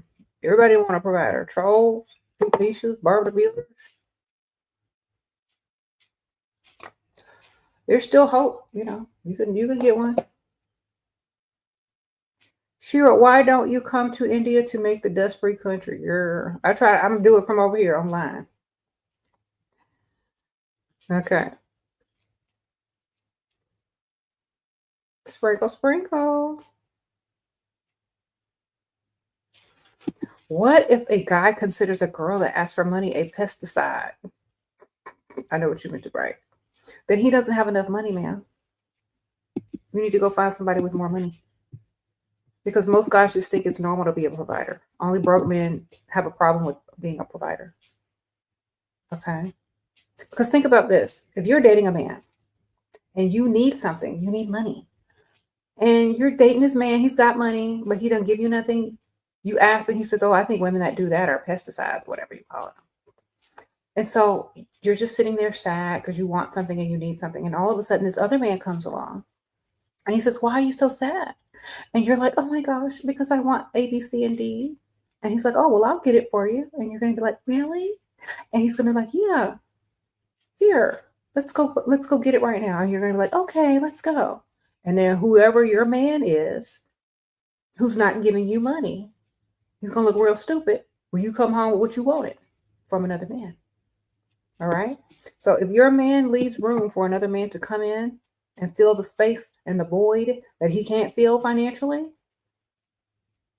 oh, well, you tried to ask him.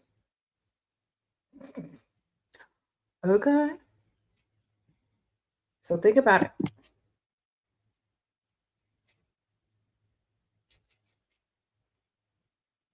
If he says, "Oh, I think women that ask for money are," it's like, well, that's okay. I'll ask someone else.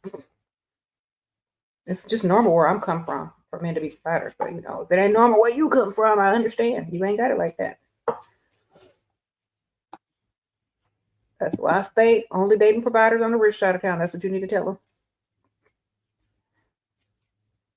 Advice for women working in an environment full of feminine energy men.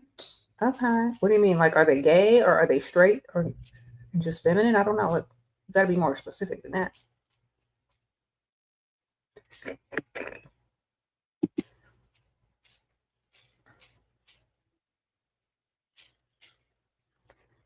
Right.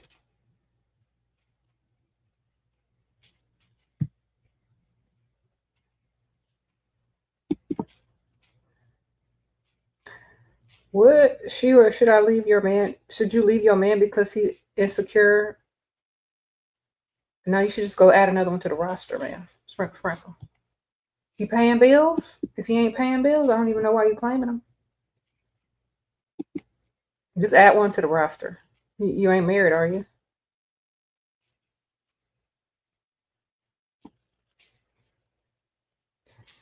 Oh, you insecure that he has a job. Are you a pygmisha? Well, why don't you just take him out of the workforce and retire him and pay his little bills and be the pygmisha and barber the builder that you are? I was born to be, girl. I don't know.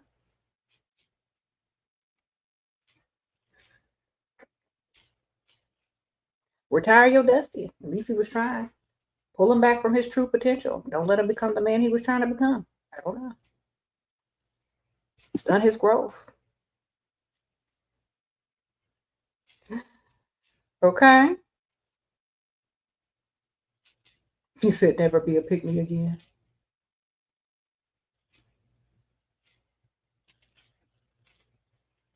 What?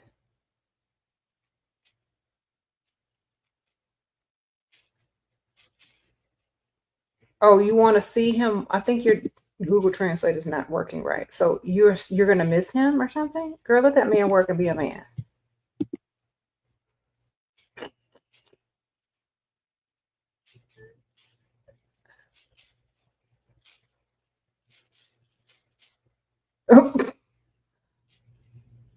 My Asia, I don't even want to repeat that, but I'm laughing inside. She said she caught her a broke man using one of her toys. I am devastated. Thank you for that laugh because I'm about to go. Yeah. Girl, I'm not laughing at your pain. I'm laughing at, never mind. What I just imagined.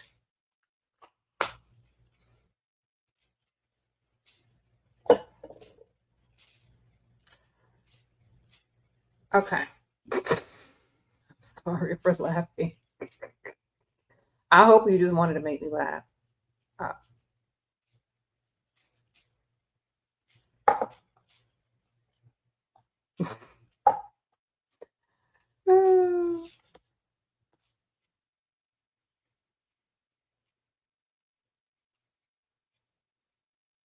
okay, let me be nice. Okay, I'm sorry that happened to you, but you know that was funny. You know you was gonna make me laugh. You did that. Okay.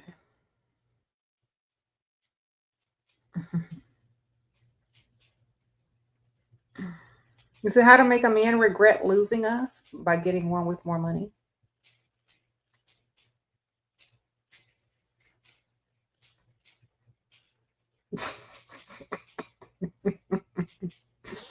You said you disposed of the toy, you can't use it now, girl.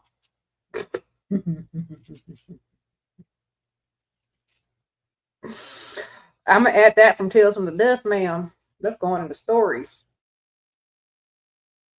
Add that to my Tales from the Dust comments. Like,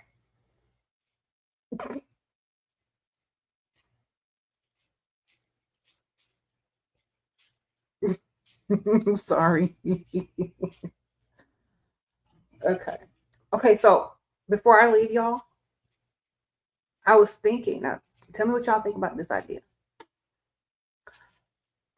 Doing the second part, because I'm going to do part 2 from Tales from the Dust in October. Doing them as Earl. Y'all know who Earl is, right?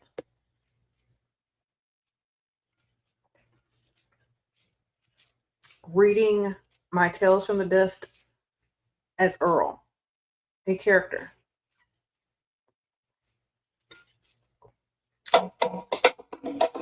We'll see. Said do them as Aunt Ethel. I don't know. I haven't made an Aunt Ethel character yet, but I don't think I'm going to do that because, you know, Aunt Ethel is fictitious.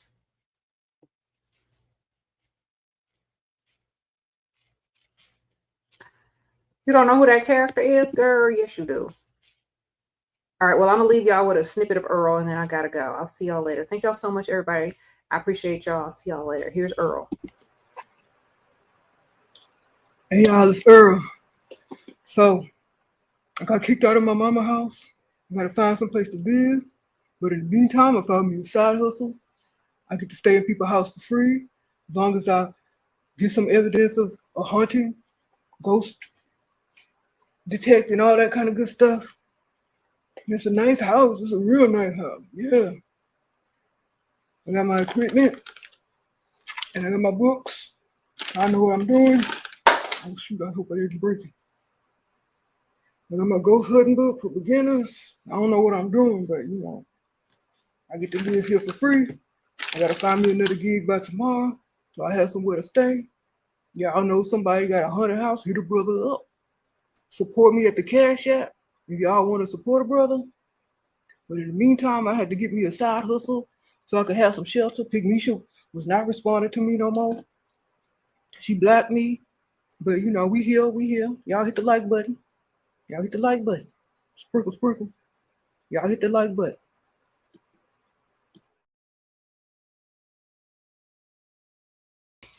That's Earl. All right. I'll see y'all later. Bye.